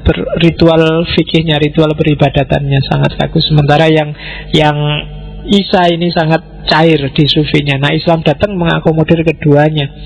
Ya jangan terlalu ekstrim begitulah. Ya kadang ada fikihnya, kadang ada sufinya. Itu ngumpul di Muhammad. Dan prinsipnya apa nanti kalau di Isa, prinsip moral yang paling utama ada nanti yang ini dipakai di barat sampai hari ini, namanya golden rule, aturan emas. Kamu yang tidak pernah kuliah etika, yang tidak pernah belajar tata krama, bergaul dengan orang lain, muamalah, sebenarnya cukup kamu paham ini untuk hidup yang baik dengan orang lain. Golden rule. Ayatnya kalau di Alkitab bunyinya itu, segala sesuatu yang kamu kehendaki supaya orang perbuat padamu, perbuatlah demikian kepada mereka. Kalau bahasa Jawanya, kalau kamu tidak mau dijiwit, ya jangan jiwit. Kalau kamu nggak mau aliranmu, kelompokmu, madhabmu dicaci maki orang, ya jangan mencaci maki aliran kelompok madhab yang lain. Itu sudah golden rule. Jadi sebelum melakukan sesuatu, coba dicek. Kalau itu ditimpakan padamu, kamu merasa enjoy enggak? Nah itu, kalau kamu merasa enggak enjoy, jangan dilakukan pada orang lain. Pasti itu salah, pasti itu keliru, pasti tidak bermoral. Jadi kalau kamu selingkuh sama pacarnya temenmu, seandainya dibalik pacarmu diselingkuhi temenmu, apa ya kamu mau? Kalau ingat itu kan kamu nggak jadi selingkuh. Jadi itu namanya golden rule. Dan kalau apalah uangmu diambil orang, kamu tidak suka, ya kamu jangan ngambil uangnya orang lain. Kalau dan yang sejenis itu, semuanya pokoknya prinsip moral paling gampang itu apa yang tidak suka dilakukan orang lain padamu, jangan kamu lakukan pada orang lain. Oke, itu golden rule, simple universal ethic. Jadi ringkasan semua teori etika itu ada di sini, di golden rule. Di semua peradaban, di semua tradisi ada. Saya ada gambarnya, cuma tulisannya kecil-kecil. Kalau kamu nanti ngopi, kamu besarkan sendiri. Semua agama sebenarnya nyawa etiknya ada di golden rule. Kalau di Islam kan itu pakai hadis, la yu'minu ahadukum hatta yuhibbu li akhihi ma yuhibbu li nafsi. Kamu tidak disebut orang beriman sebelum kamu melakukan semua yuhibbu li nafsi, melakukan sesuatu untuk orang lain seperti sesuatu yang kamu cintai untuk dirimu sendiri. Jadi kalau kamu tidak suka disakiti orang, jangan menyakiti orang. Kalau kamu menyakiti orang, berarti kamu la yu'minu, tidak termasuk orang yang beriman. Kalau kamu tidak suka aliranmu, kelompokmu, madhabmu dicaci maki orang, jangan mencaci maki aliran, madhab, kelompoknya orang lain. Kalau kamu mencaci maki, kalau pakai hadis Nabi tadi, berarti apa? Kamu sebenarnya la yu'minu, tidak termasuk orang yang beriman. Nah itu prinsip. Itu di semua agama ada. Ada Bahai, ada Hinduisme, Buddhisme, Konfusianisme. Hampir semua berporos pada golden rule. Yo, kalau ada yang minat nulis, silahkan tulislah satu buku dengan judul itu dari semua tradisi. Bagaimana prinsip golden rule itu dalam tradisi agama-agama. besar. Tulisannya kecil-kecil, saya tidak bisa baca. Tapi karena gambar nanti bisa kamu besarkan. Oke, jadi itu nyawa moralitas. Untuk kita hidup bermoral. Sekarang kita masuk ke ajaran yang lain. Sebagian besar sebenarnya ini tak ambil dari The Sermon of the Mount, kalau bahasa Inggrisnya. Jadi terjemahannya khotbah di atas bukit. Jadi di antara khotbahnya Isa yang paling terkenal suatu ketika adalah khotbahnya di atas bukit.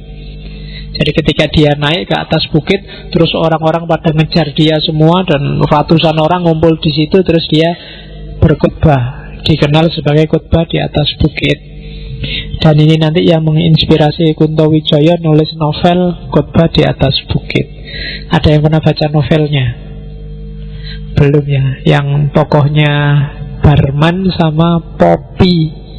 Barman ini orang tua yang sama anaknya dikasih asisten Poppy, cewek kinyis-kinyis yang luar biasa seksinya, yang nanti Barman ini akhirnya melakukan khotbah di atas bukit. Yo, kamu cari sendiri novelnya. Yang nulis Kunto Wijoyo. Saya tidak tahu yang kamu baca buku apa aja ya kalau di rumah ya. Kamu bacanya cuma WA sama Facebook terus itu. Oke, sebarkanlah. Kan mesti gitu, no email-email itu. Iya, emangnya siapa kok merintah-merintah orang suruh nyebarkan? Ya, oke, kita lihat sekarang khotbah di atas bukit. Ini bagian paling awal. Setelah ada narasi tentang bagaimana Isa naik ke atas gunung kemudian balik, ternyata orang-orang sudah banyak, maka dimulailah khotbah. Ini kalimat-kalimat awalnya semacam ini. Siapa saja sih orang yang berbahagia itu? Katanya Isa. Jadi kalau ada orang ceramah kok terus diawali hadirin yang berbahagia, jangan-jangan inspirasinya dari sini. Ya, karena kalimatnya Isa itu diawali dari berbahagia. Cuma kalau hadirin yang berbahagia kan nggak dijelaskan bahagia apanya, siapa yang bahagia. Ini lagi sumpek utang duit, orang bayar-bayar berbahagia ndase kono. Oke, jadi berbahagialah orang yang miskin di hadapan Allah, karena merekalah pemilik kerajaan surga. Jadi jangan sumpek kalau kamu dapat anugerah miskin. Itu alamat Allah sayang kamu. Ujianmu semakin sedikit, pertanyaannya besok semakin pendek. Jadi berbahagialah orang yang miskin, karena merekalah pemilik kerajaan surga. Jadi kalau hari ini ada yang bokek, dompetnya tipis, berbahagialah. Loh, kan gitu memang fatwanya Nabi Isa. Jangan kebalik. Kalau kamu uangnya banyak baru bahagia. Justru uangmu sedikit, bahagialah. Semakin sedikit yang kamu pikirkan. Kalau uangmu banyak kan kamu mikir macam-macam. Tidak punya uang, mikirnya lebih simpel. Gimana caranya cari uang, kan itu aja. Tapi kalau uangmu banyak, kamu harus mikir cari uang lagi dan mikir cara membelanjakan uang. Yang ada di pikiran, yang jadi pikiranmu sekarang pasti lebih sedikit daripada orang-orang kaya. Karena orang kaya urusannya lebih banyak. Jadi berbahagialah kamu. Oke, kalau orang kaya itu nyari waktu kayak kalian untuk nongkrong, nonton TV, santai-santai, jam 8 masih tidur, itu tidak bisa. Orang kaya tidak bisa. Kenapa kamu kok masih bisa bangun jam 7? Karena kamu tidak kaya.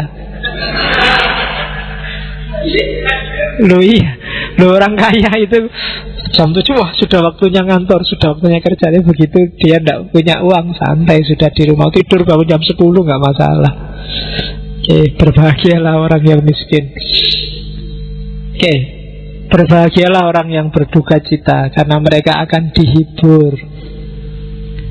Ya, yang menghibur Allah. Kalau kamu sedang galau, kalau kamu sedang sumpek, kalau kamu sedang ada masalah, bahagialah. Berarti Allah perhatian padamu. Allah sedang menyapamu, Allah sedang menyenggolmu. Tidak apa-apa, kamu akan dapat hiburan. Allah yang akan tanggung jawab bikin kamu gembira. Jadi kalau kamu sedang sumpek, tinggal kamu ngadep ke atas. Wah, saya bahagia ya Allah, kamu masih ingat padaku, aku tidak dicuekin, aku dikasih ujian kayak gini, berarti kan perhatian padaku. Tak pikir aku dicuekin, mau ngapain aja boleh, ternyata diingatkan juga tuh. Itu bagi yang sedang berduka cita, tenang aja, nanti Allah yang akan menghibur kamu. Berbahagialah orang yang lemah lembut, karena mereka akan memiliki bumi. Ini gak perlu tak jelaskan. Dunia ini miliknya orang yang penuh kasih sayang, penuh cinta, hatinya lemah lembut. Semakin kamu kemerungsung, semakin kamu terobsesi, berambisi, semakin kamu kasar, keras, semakin kamu galau dan tidak tenang hidupmu. Orang-orang yang tenang dan menguasai dunia adalah orang-orang yang lemah lembut. Berbahagialah orang yang lapar dan haus akan kebenaran, karena mereka akan dipuaskan. Orang lapar, orang haus itu kan biasanya nyari. Karena kamu lapar dan haus kebenaran, maka kamu akan nyari kebenaran. Dan tidak ada orang yang nyari kebenaran dan gagal. Cari cerita-cerita para filosof, cerita para nabi, Allah akan menyambutmu sampai kamu puas. Nabi Ibrahim nyari kebenaran, dan ketika Allah puas dengan usahanya, dianugerahilah kebenaran itu, entah dengan jalan apa. Jadi bahagialah kamu yang masih pingin cari ilmu, pingin dapat pengetahuan, apalagi umur-umur kalian. Meskipun kadang-kadang kamu salah niat, masih muda niatnya besok kerja apa, besok kaya apa enggak, besok kawin sama siapa, kuliah ini ijazahku laku apa enggak. Yang di pikiranmu kan itu eman-eman. Kalau kamu nyari kebenaran, yang kecil-kecil akan ikut. Kamu akan dipuaskan oleh Allah dalam hidupmu. Yarfa'illahu alladhina amanu minkum waladhina utul ilma darajat. Derajatmu akan tinggi kalau kamu jalan di dunia keilmuan. Derajat tinggi tidak harus kaya. Biar nanti kamu rasakan sendiri. Berbahagialah orang yang murah hatinya, karena mereka juga akan dapat kemurahan dari Allah. Jangan pelit. Pelit itu tidak cuma urusan uang, urusan ilmu, bahkan urusan senyum, murahlah. Ya kan? Terus berbahagialah orang yang suci hatinya, karena mereka akan melihat Allah. Hanya yang hatinya jernih yang bisa merasakan dan tahu kehadiran Allah. Berbahagialah orang yang membawa damai, karena mereka akan disebut anak-anak Allah. Bawa kedamaian, kamu akan disebut pasukannya Allah. Kalau dalam bahasa kita mungkin Hizbullah, anak-anak Allah, pasukannya Allah. Dan orang yang disebut ini adalah orang-orang yang membawa kedamaian, bukan orang-orang yang bawa rusuh, bawa sumpek, bawa kacau. Mereka pasti bukan tentaranya Allah. Allah malah malu kalau nyebut itu pasukannya. Ya kan? Pasukanku kok kayak gitu kan, nggak mau mesti Allah. Pasukannya Allah adalah orang-orang yang membawa kedamaian. Dan terakhir, berbahagialah orang yang dianiaya oleh sebab kebenaran, karena merekalah pemilik kerajaan surga. Maka kalau kamu merasa sudah tahu benar, hidup dalam kebenaran, tidak harus takut apapun, tidak harus gentar dengan resiko apapun. Apapun yang terjadi, surga milikmu besok. Nah, itu kalimat-kalimat awal dari khutbah di atas bukit. Nah, ini kalimat, ini saya loncat-loncatin ya, tak pilih sak senengku, sing sekirane mungkin ada hikmah yang bisa kalian ambil. Yang kedua, urusan bahagia-bahagia sudah.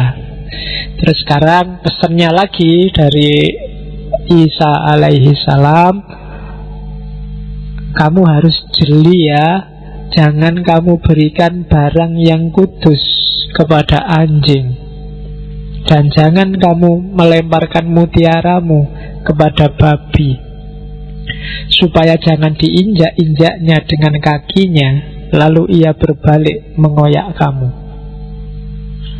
Hati-hati berhadapan dengan orang bodoh, orang yang tidak mau tahu, orang yang membutakan hati dan pikirannya, dan yang sejenis itu.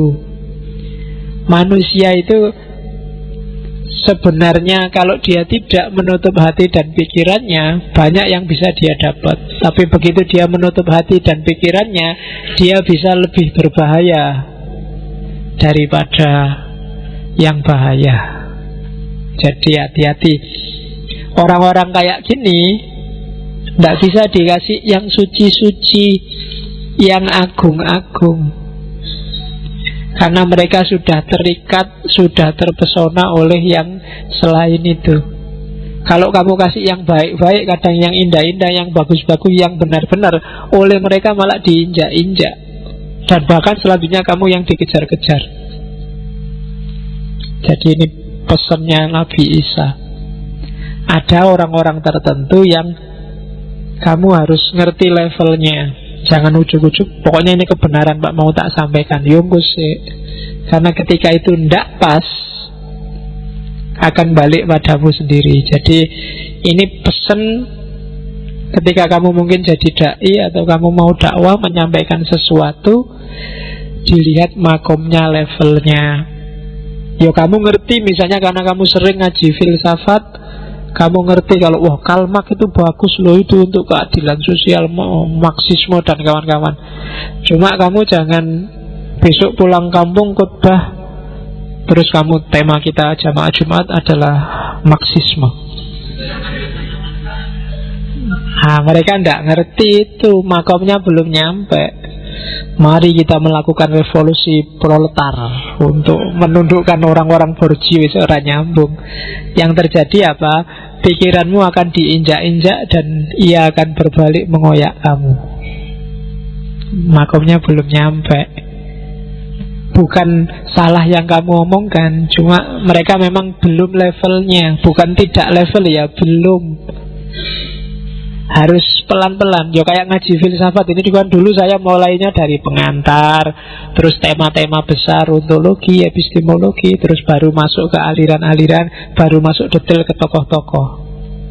Kalau begitu masuk ujuk-ujuk saya masuk dengan Zarathustra, kamu puyeng mesti. Landasannya belum ada. Jadi hati-hati ketika dakwah. Ini sindiran, tak ambil. Jangan berdoa seperti orang munafik. Kayak gimana orang munafik itu ingin dilihat orang, atau seperti bertele-tele kayak orang baca puisi, banyak kata-katanya. Kan sekarang banyak tuh orang baca doa, mungkin peringatan apa gitu. Ya Allah, sebagaimana Engkau tahu, kami semua di sini adalah hamba-Mu. Hari ini kami semua menghadap-Mu dalam rangka peringatan. Ya, itu macam puisi apa ndonga? Ya ora jelas. Nah itu bertele-tele bulet. Ya mbok kamu tuh the point aja minta apa kan jelas. Tapi pengantarnya terlalu panjang. Atau kayak orang munafik pingin dilihat. Tadi baru ngomong ketawa-ketawa, begitu doa pun nangis-nangis. Itu jalurnya dari mana? Kok tiba-tiba nangis? Karena pas doa ini. Lah ya doanya doa apa dulu? Wong doa minta Robbana Atina, minta kesejahteraan, kok sambil nangis. Hubungannya apa? Jangan-jangan cuma acting, cuma action karena disuting. Nah itu diingatkan. Jangan berdoa kayak orang munafik deh, ingin dilihat orang. Ya kecuali kamu sedang main film terus sedang acting berdoa sambil nangis-nangis, itu kan biasa kalau film. Cuma kalau beneran ya nggak usah kayak gitulah. Katanya Isa, kalau engkau berdoa, masuklah ke kamarmu, tutuplah pintu, berdoalah pada Tuhanmu yang ada di tempat tersembunyi, maka Tuhan yang melihat yang tersembunyi akan membalas. Jadi lebih khudu dan lebih khusyuk bukan doa pingin acting, dan juga bukan doa yang bulat. Namanya minta itu kan paling enggak kita harus ngerti yang kita minta apa. Banyak saya bilang kita berdoa hari ini itu kan doa apalan. Bismillahirrahmanirrahim. Hamdan yuafi ni'amahu wa yukafi umazida. Apalan tuwa terus karepe njaluk apa ndak jelas pokoknya amin. Amin ngono wis.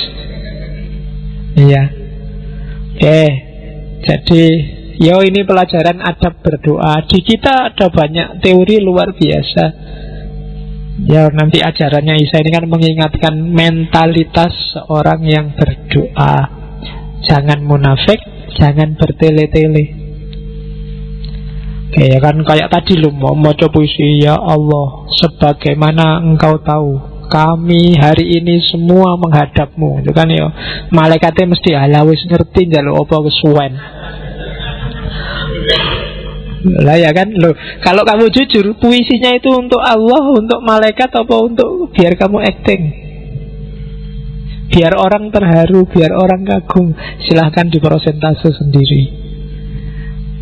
Terus intinya teorinya Isa ada di sini. Satu ketika ada orang-orang Farisi. Orang Farisi ini kelompok Yahudi tertentu, bukan orang Persia, yang ingin nguji Yesus dan bertanya, Guru, hukum mana sih yang paling utama dalam Taurat?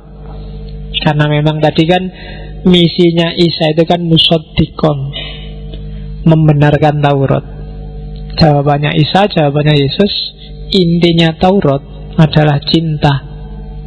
Kasihilah Tuhan Allahmu dengan segenap hatimu, dengan segenap jiwamu, dengan segenap akal budimu. Itulah hukum yang terutama dan pertama. Jadi yang pertama, tauhid itu kan menomorsatukan Allah dalam hidup kita kalau di Islam. Cuma kamu kan gak pernah tanya, relasimu sama Allah itu jenisnya relasi apa sih? Sebenarnya kalau kamu jeli, mirip dengan yang dibilang oleh Yesus. Relasi kita sama Allah itu harusnya relasi cinta. Jadi relasi kasih, relasi cinta. Bukan, selama ini kita banyak relasinya relasi dagang. Jadi kita ingin beramal berapa, terus kita minta pahala berapa. Itu relasi dagang, relasi negosiasi. Ya Allah, saya bangun jam 3 pagi, katanya kamu nyuruh gitu, makanya capek-capek saya belain bangun. Sekarang saya minta nilaiku A semua ya Allah. Itu negosiasi,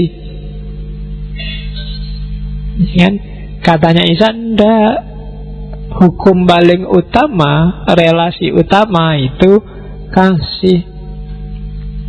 Ya Allah, kamu menyuruhku bangun sepertiga malam terakhir, aku bangun karena aku cinta padamu. Kan gitu.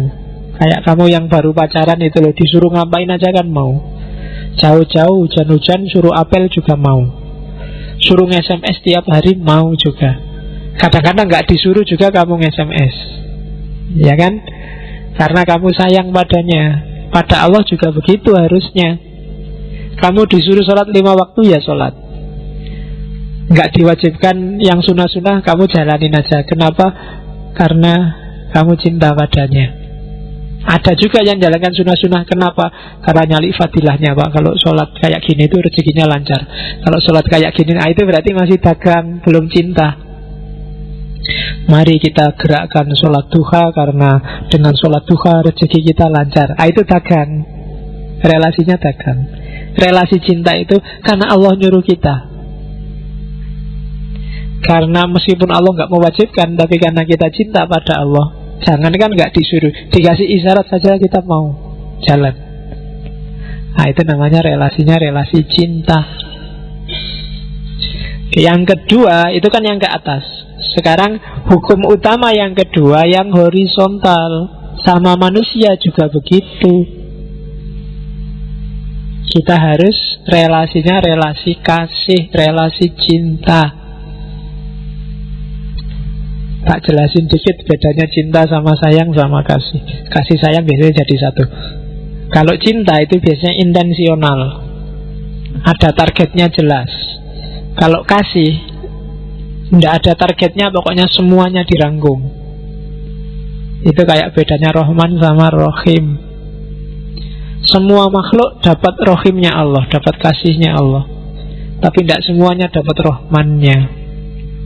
Kamu cintai semua manusia, tapi di antara manusia yang kamu cintai itu kan, ketika semua itu berarti namanya kasih. Ada satu yang kamu cintai serius, karena kamu kemarin dapat pandangan pertama misalnya. Nah, itu cinta, ada intensinya. Jadi ada targetnya jelas. Jadi ada hasrat, ada keinginan, itu ada cinta. Tapi kalau kasih itu biasanya pokoknya untuk semuanya.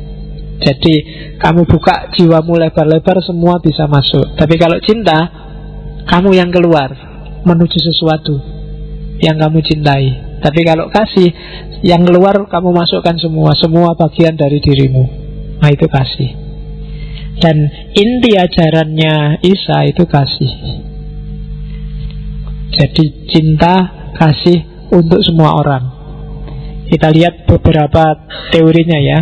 Versi pertama, ini juga di khutbahnya Isa. Kenapa kita mengasihi Allah? Karena Allah lebih dulu mengasihi kita. Dan bukti bahwa kita mengasihi kita apa? Bahwa kita mengasihi Allah apa? Jika seorang berkata aku mengasihi Allah dan ia membenci saudaranya, maka ia adalah pendusta. Kalau kamu ngaku cinta pada Allah tapi bikin susah orang lain, tapi kamu masih membenci orang lain, dalam dirimu masih ada benci pada sesuatu, katanya Isa, kamu pendusta. Tidak mungkin. Kenapa? Karena barang siapa yang masih punya benci, barang siapa yang tidak mengasihi saudara yang bisa dilihatnya, tidak mungkin mengasihi Allah yang tidak dilihatnya. Wong kamu mencintai yang lain dan mencintai Allah itu sudah susah luar biasa, apalagi membenci yang lain dan mencintai Allah. Karena Allah lebih susah untuk dicintai karena tidak kelihatan. Kalau terhadap yang kelihatan aja kamu tidak bisa jatuh cinta, apalagi terhadap yang tidak kelihatan. Kalau sama orang lain kamu masih suka ngamuk, suka mencela, suka mencaci, mengkafirkan, menyesatkan, memurtadkan, berarti ada kebencian dalam dirimu. Pasti relasimu sama Allah bukan cinta. Itu penjelasannya bisa panjang, tapi cukup kamu ingat, semakin banyak kebencian dalam dirimu, sebenarnya semakin jauh kamu dari Allah dan dari cintanya. Itu teori yang pertama. Jadi patokan pertama, sejauh apa cinta dan kasihmu pada Allah, itu bisa diukur dari sejauh mana masih ada kebencian dalam batinmu terhadap apa saja. Jadi itu rumus pertama. Rumus kedua, ini kayak pelajaran filsafat cinta tapi dari tradisi Kristen. Tidak apa-apa, nanti next time kita cari tradisi yang lain. Mungkin nanti ada sesi filsafat cinta, atau setelah filsafat cinta selesai kita tambah lagi satu sesi filsafat seks. Ada, saya kemarin baru dapat buku Philosophy of Pornography. Bukunya tebal sekian. Tidak ada gambarnya, kamu mesti nggak suka. Ya, bayanganmu kan kalau filosofi pornografi terus ono gambari, kamu kan ngincer gambari, tidak ada. Ya, yang ada gambarnya dijual terpisah. Oke. Yo, harganya beda. Oke. Teori kedua, kamu telah mendengar firman mata ganti mata dan gigi ganti gigi. Tetapi aku berkata padamu, janganlah kamu melawan orang yang berbuat jahat kepadamu. Ini yang paling terkenal. Melainkan siapapun yang menampar pipi kananmu, berilah juga kepadanya pipi kirimu. Dan kepada orang yang hendak mengadukan engkau karena mengingini bajumu, serahkanlah juga jubahmu. Dan siapapun yang memaksa engkau berjalan sejauh 1 mil, berjalanlah bersama dia sejauh 2 mil. Berilah kepada orang yang meminta kepadamu, dan janganlah menolak orang yang mau meminjam daripadamu. Ini teori, kalau kamu baca literal seolah-olah konyol, tapi padahal tidak. Jadi ini sebenarnya sebuah metafor yang luar biasa. Maknanya yang pertama adalah jangan menyimpan dendam dan balas dendam dalam batinmu. Karena begitu ada dendam, di situ pasti ada kebencian. Begitu ada kebencian, kamu kehilangan cinta dan kasih. Jangan salah, kalau kamu baca kisah-kisahnya Nabi Muhammad pun banyak sebenarnya yang ditampar pipi kiri, dikasih pipi kanan. Nabi tiap hari lewat di rumahnya orang yang tiap subuh lewat, Nabi diludahi. Itu kan luar biasa. Kalau mata balas mata, gigi balas gigi, harusnya Nabi Muhammad datang ke rumahnya, tak balas genti cuh gitu. Tapi kan enggak. Nabi sabar, diludahi ya diusap, nanti di masjid wudu dibersihkan lagi. Terus sampai satu ketika tidak ada yang ngeludahi, Nabi berhenti, kaget. Loh kok tidak diludahi? Ini langganannya kemana biasanya ngeludahi? Ya kan? Loh malah nunggu, itu kan ditampar pipi kiri, kasihkan pipi kanan. Tapi terus ditanya, kemana sih si fulan yang biasa ngeludahi saya? Oh sekarang sakit Nabi. Dan Nabi orang pertama yang menjenguk. Oh itu kan pipi kanan ditampar, dikasih pipi kiri. Dan dengan gaya inilah Islam sukses. Dengan gaya itulah dulu Isa sukses. Kalau selalu mata ganti mata, gigi ganti gigi, dunia ini rusak. Kenapa Imam Samudra ngebom? Itu mata ganti mata, gigi jadi ganti gigi. Dia melihat penderitaan di Palestina, bagaimana orang-orang Palestina dibantai, sebagai gantinya sekarang orang bule, sekarang tak bunuhin semua. Itu mata ganti mata, gigi ganti gigi. Kalau peradaban manusia dibangun dengan basis ini, ya dunia rusak. Tidak naik kelas kita. Sebenarnya adil itu memang boleh. Kamu dicolok matamu, kamu balas nyolok matanya, itu sah imbas. Tapi nilainya 0. Kalau sepak bola seri, tidak ada yang menang, tidak ada yang kalah. Kalau seri, derajatmu sama dengan derajatnya yang tadi nyolok. Kalau kamu ditampar pipi kiri dan balas nampar pipi kirinya dia, skornya seri. Kamu tidak lebih baik dari dia, podo wae. Jadi filosofinya di situ. Apa ndak boleh Pak saya balas? Ya boleh. Ya memang hakmu mata ganti mata.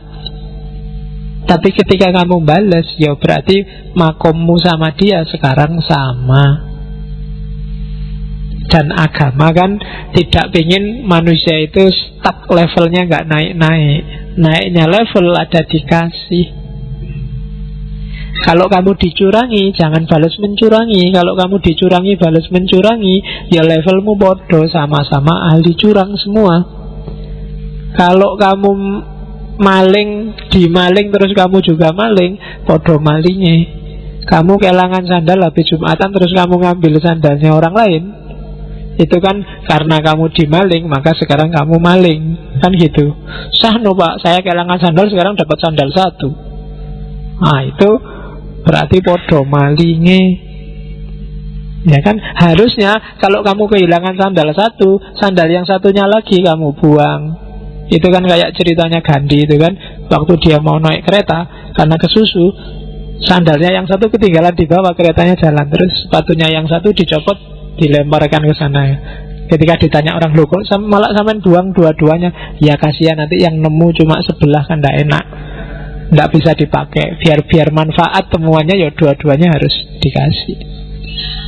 Nah itu teori kedua. Ya memang berat dilaksanakan kayak gini, tapi kalau makommu pengen naik, levelmu pengen naik sebagai manusia, harus dicoba. Dan Nabi kan banyak sekali hadis yang mengisyaratkan semacam ini, dan Nabi juga banyak mencontohkan semacam ini.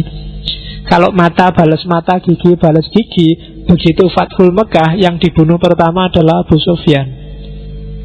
Tapi kan enggak, Nabi malah bilang barang siapa berlindung di rumahnya Abu Sufyan, dia termasuk yang selamat, terlindungi. Oh, itu ditampar pipi kiri, dibalas dikasih pipi kanan. Oke, jadi itu teori kasih yang kedua. Teori kasih yang ketiga, kamu telah mendengar firman, kasihilah sesamamu manusia dan bencilah musuhmu. Tetapi aku berkata padamu, kasihilah musuhmu dan berdoalah bagi mereka yang menganiaya kamu. Karena dengan demikian kamu mengikuti Tuhanmu yang menerbitkan matahari bagi orang jahat dan orang baik, dan menurunkan hujan bagi orang yang benar dan orang yang tidak benar. Apabila kamu mengasihi orang yang mengasihi kamu, apakah terus upahmu, pahalamu apa? Bukankah pemungut cukai juga berbuat demikian? Apabila kamu hanya memberi salam pada saudara-saudaramu saja, apakah lebihnya dari perbuatan orang lain?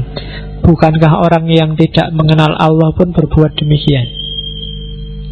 Jadi kalau kamu hanya sayang pada orang yang sayang padamu, bedanya apa kamu dengan orang lain? Bedanya apa dengan tukang pajak? Bedanya apa dengan orang dagang? Jadi kasihilah semua orang, zaliman au mazluman, dia yang mendukungmu atau menyusahkanmu. Bagi orang yang mendukungmu, berterima kasihlah. Bagi orang yang menyusahkanmu, kasihilah dan berdoalah, biar mereka jadi beres. Kayak Nabi Muhammad waktu dilempari, waktu di Taif, Jibril aja sampai tersinggung, sampai datang ke Nabi. Nabi, kalau mau tak balik sekarang tanah Taif, orang yang di atas bumi semua akan ada di bawah bumi detik ini juga. Itu kalau kalian kan mesti sip itu, tambah lagi iya kan, diajar aja satu-satu, itu. Cuma kan karena Nabi kan tidak begitu. Jadi pokoknya sikat aja. Nggak. Jadi dikasih semua. Kalau belum sadar ya didoakan biar sadar. Kalau kamu diserbu dan kamu nyerbu mereka, bodoh wae. Kalau kamu dikecewakan dan kamu balas mengecewakan mereka, sama saja, levelmu sama saja. Makanya kalau kamu hanya menyukai dan mengasihi orang yang mengasihi kamu, terus upahmu apa? Pahalamu di mana? Tidak ada. Wong memang orang itu berbuat baik padamu dan kamu berbuat baik padanya. Nggak ada kelebihan apapun. Kelebihan itu orang yang tidak suka padamu berbuat jahat padamu dan kamu tetap berbuat baik padanya. Baru disebut kamu lebih utama dari dia. Kamu punya pahala lebih dari dia, itu baru kamu lebih. Tapi kalau hanya balas-membalas selevel, ya kamu tidak beda sama mereka. Oke. Teori yang keempat, jangan kamu menghakimi supaya kamu tidak dihakimi. Karena dengan penghakiman yang kamu pakai untuk menghakimi, kamu akan dihakimi. Dan ukuran yang kamu pakai untuk mengukur akan diukurkan padamu. Mengapa engkau melihat duri di mata saudaramu, sedangkan balok di dalam matamu tidak engkau ketahui? Bagaimana engkau dapat berkata kepada saudaramu, biarlah aku mengeluarkan duri itu dari matamu, padahal ada balok dalam matamu? Hai orang munafik, keluarkanlah dahulu balok dari matamu, maka engkau akan melihat dengan jelas untuk bisa mengeluarkan duri dari mata saudaramu. Bisa dipahami ya. Jangan sok menghakimi, menyalah-nyalahkan orang, mensesat-sesatkan orang. Kan sekarang banyak mengkafir-kafirkan orang, memurtad-murtadkan orang. Karena mungkin besok dengan standar yang sama kamu akan dibalas, dikafirkan, disesatkan, dimurtadkan. Dengan teori yang sama, dengan ukuran yang sama yang kamu pakai untuk tadi ngukur orang lain. Ya entah ukuran itu apa, sekarang banyak contohnya. Kebanyakan kita tidak sadar salah kita, lebih melihat salahnya orang lain. Kamu tidak sadar matamu ketutup balok, kamu ribut kalau di mata temanmu ada duri. Buang dulu balokmu, baru kamu ribut dengan durinya.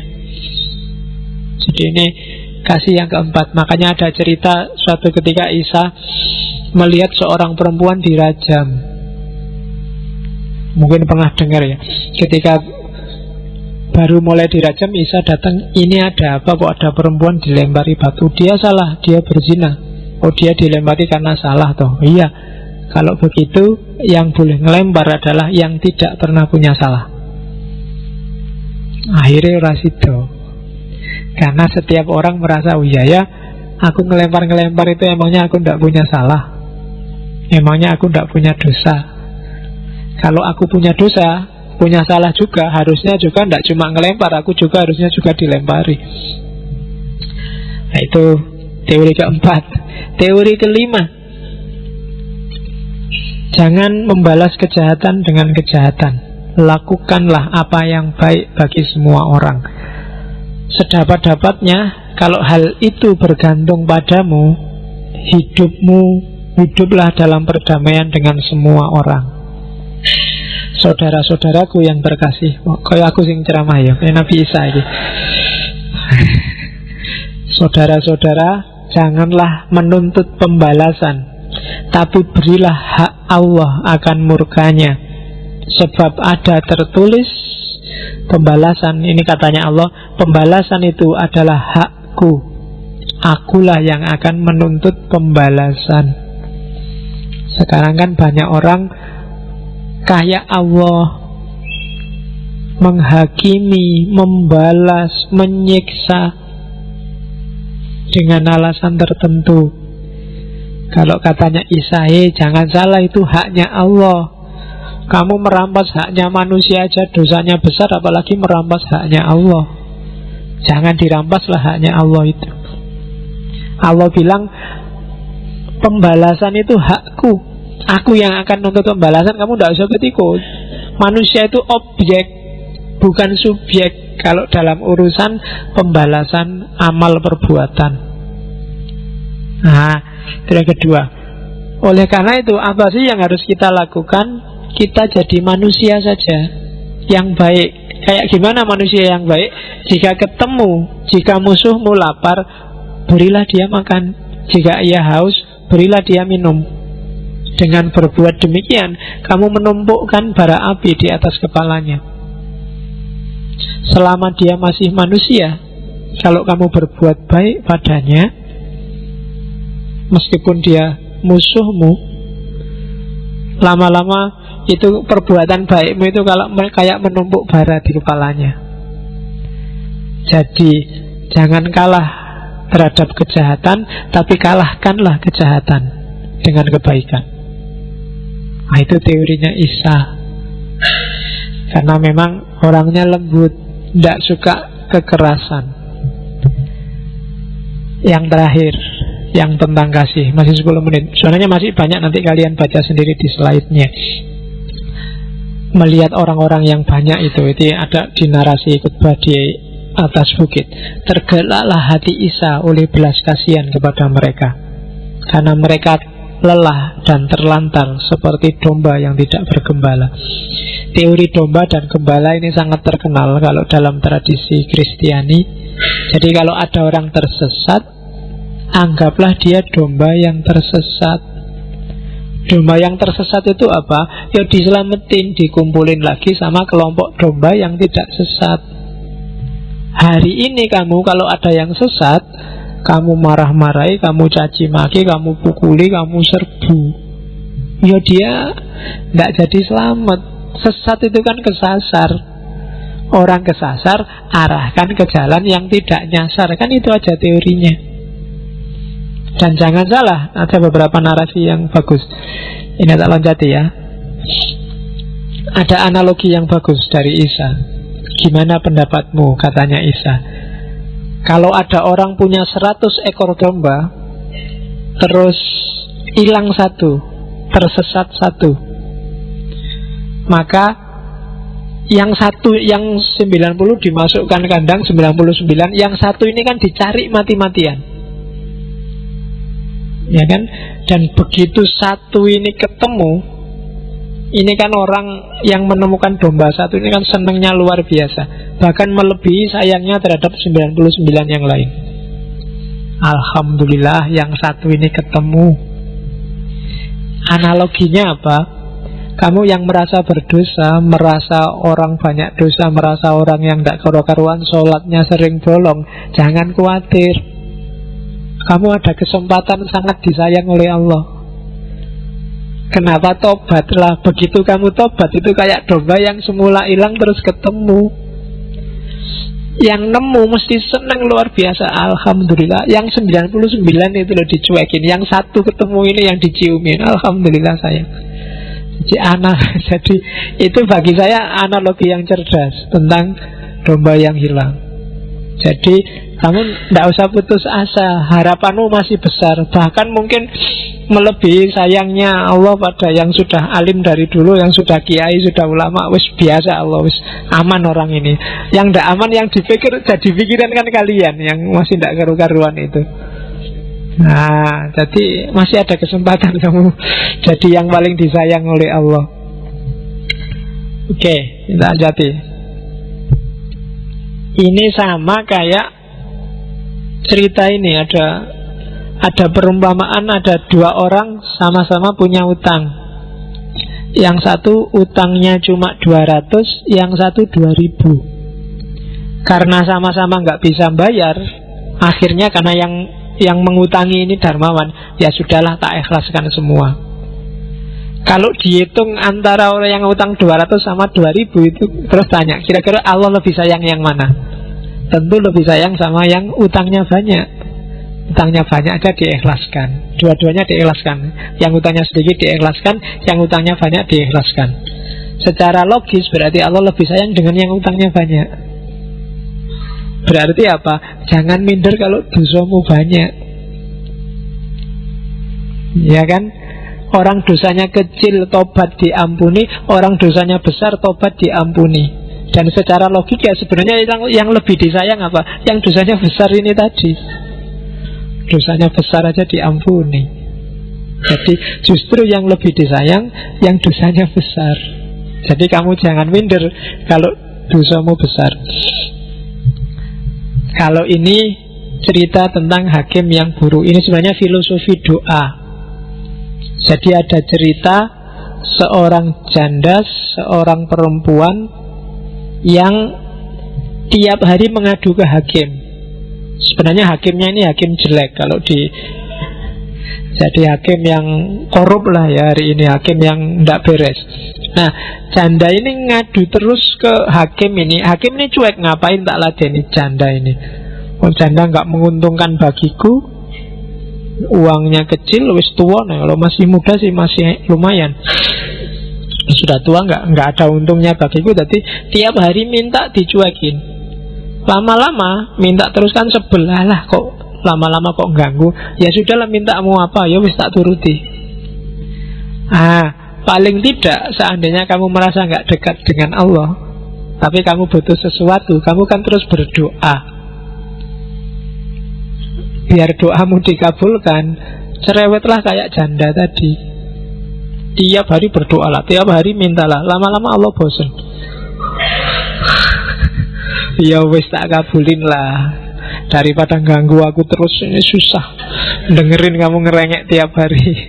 Nah, itu analoginya. Maka jangan sungkan-sungkan berdoa apapun itu, bahkan yang tentang yang paling remeh sekalipun, yang menurut kamu tidak penting. Ini nggak penting ya, perlu berdoa nggak? Doa aja, ya kan? Oke, ya Allah, semoga ujian besok nilaiku 100 lah, satu mata kuliah ini, tidak apa-apa. Itu kan kayak tidak penting banget, gitu aja minta. Tapi minta aja, Sapa ngerti kayak hakim tadi. Jane Allah ngabulin ya untungnya apa ya Allah. Tapi kan mungkin Allah capek dengerin kamu doa tiap hari ini. Kalau nggak cepat dikabulkan, sumpah aku tiap hari dengerin doanya. Itu analogi hakim yang buruk. Kalau ini analogi tentang ilalang, nanti kamu baca sendiri ya. Hikmahnya analogi ilalang itu bahwa dalam hidup ini kok bisa Pak ada orang jahat, orang banyak dosanya dibiarin aja oleh Allah. Kok dia juga ikut enak. Nah itu kayak orang nanam padi misalnya. Begitu dia nanam padi, ada musuhnya yang iseng, kurang ajar dia nanam padi, tak kasih alang-alang. Akhirnya apa? Di sela-sela padi tumbuh alang-alang. Harusnya alang-alang itu kan diambil, tapi kan ya janganlah alang-alangnya jangan diambil, karena kalau alang-alangnya dipanen, ikut kepanen juga padinya. Dan itulah yang ada di pikiran Allah. Kalau orang jahat itu dibasmi hari ini, yang baik juga akan ikut.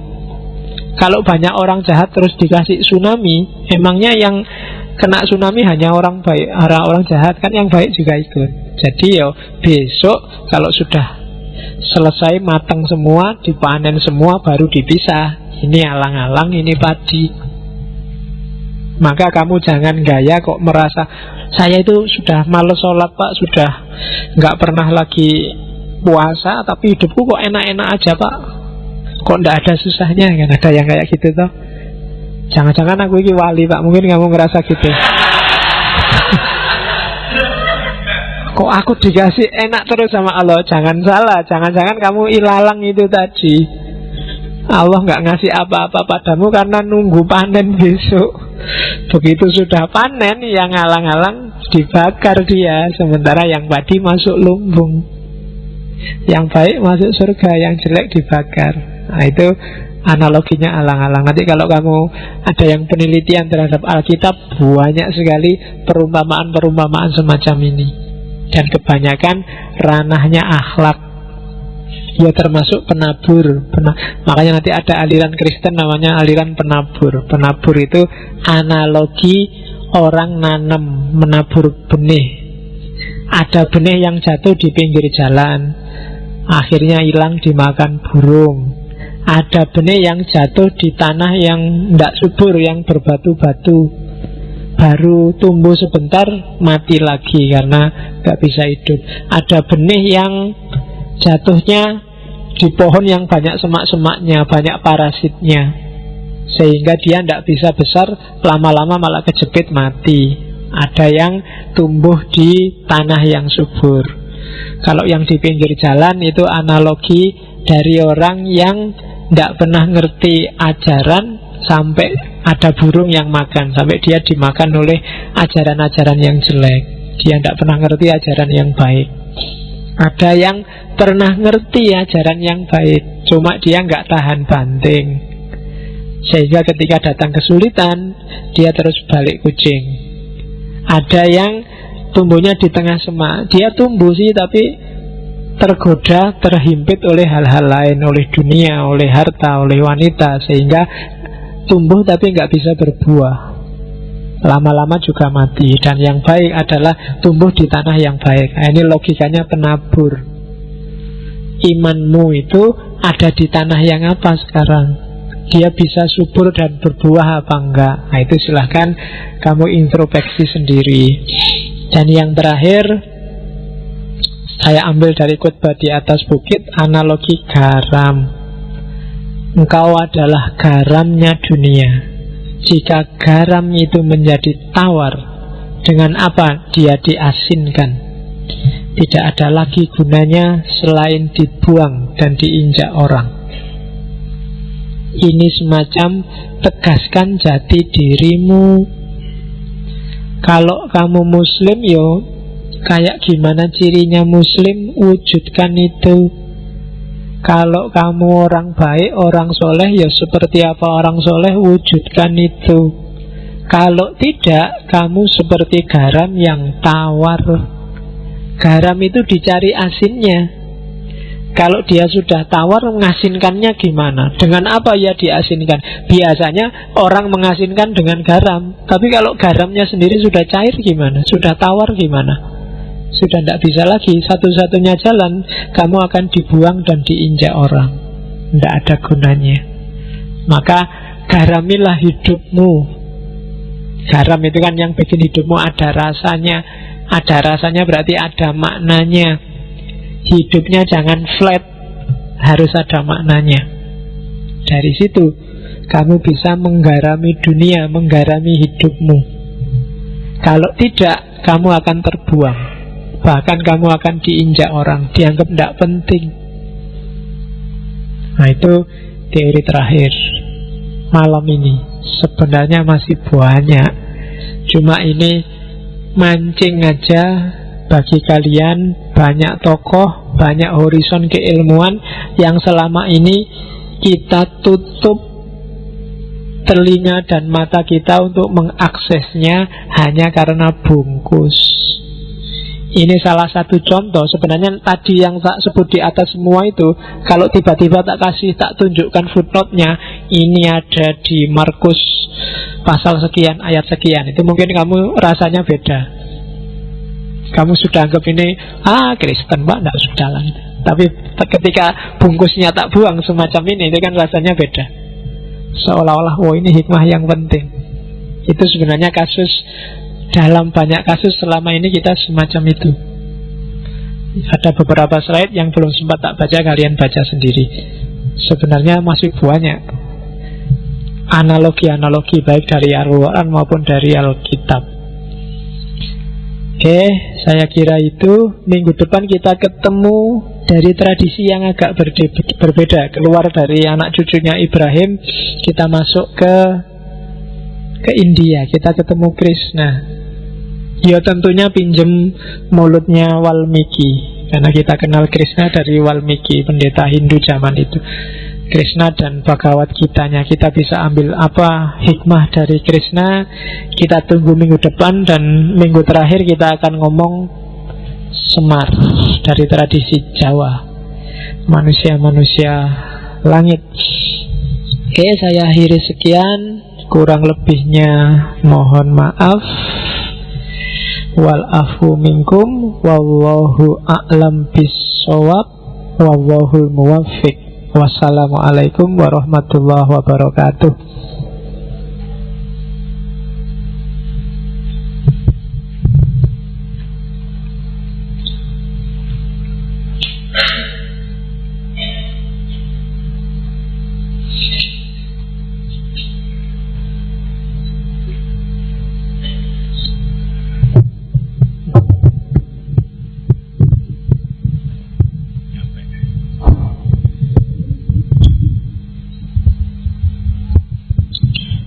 Terima kasih Pak Faiz, terima kasih teman-teman. Ini kok wajahnya dikasih putih-putih, kenapa Pak? Dihapus. Oh, hasilnya gitu ya. Sebelum pulang, kami sampaikan bahwa besok malam Senin, Minggu tanggal 17, malam Senin ya, jam 8 malam di sini mau ngaji kitab Rubaiyat Rumiyah, insyaallah nanti dibaca Cak Kuswati Syafi'i. Teman-teman yang nggak pulang, yang ujiannya sudah selesai, yang nggak pulang, silahkan datang ke sini. Yang nggak ketemu pacarnya atau jomblo ya, silahkan datang ke sini minggu malam.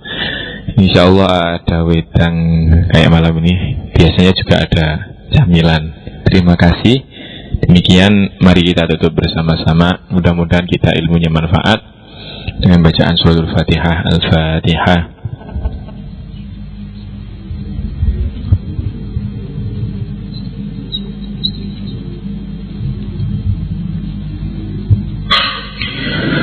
Assalamualaikum warahmatullahi wabarakatuh.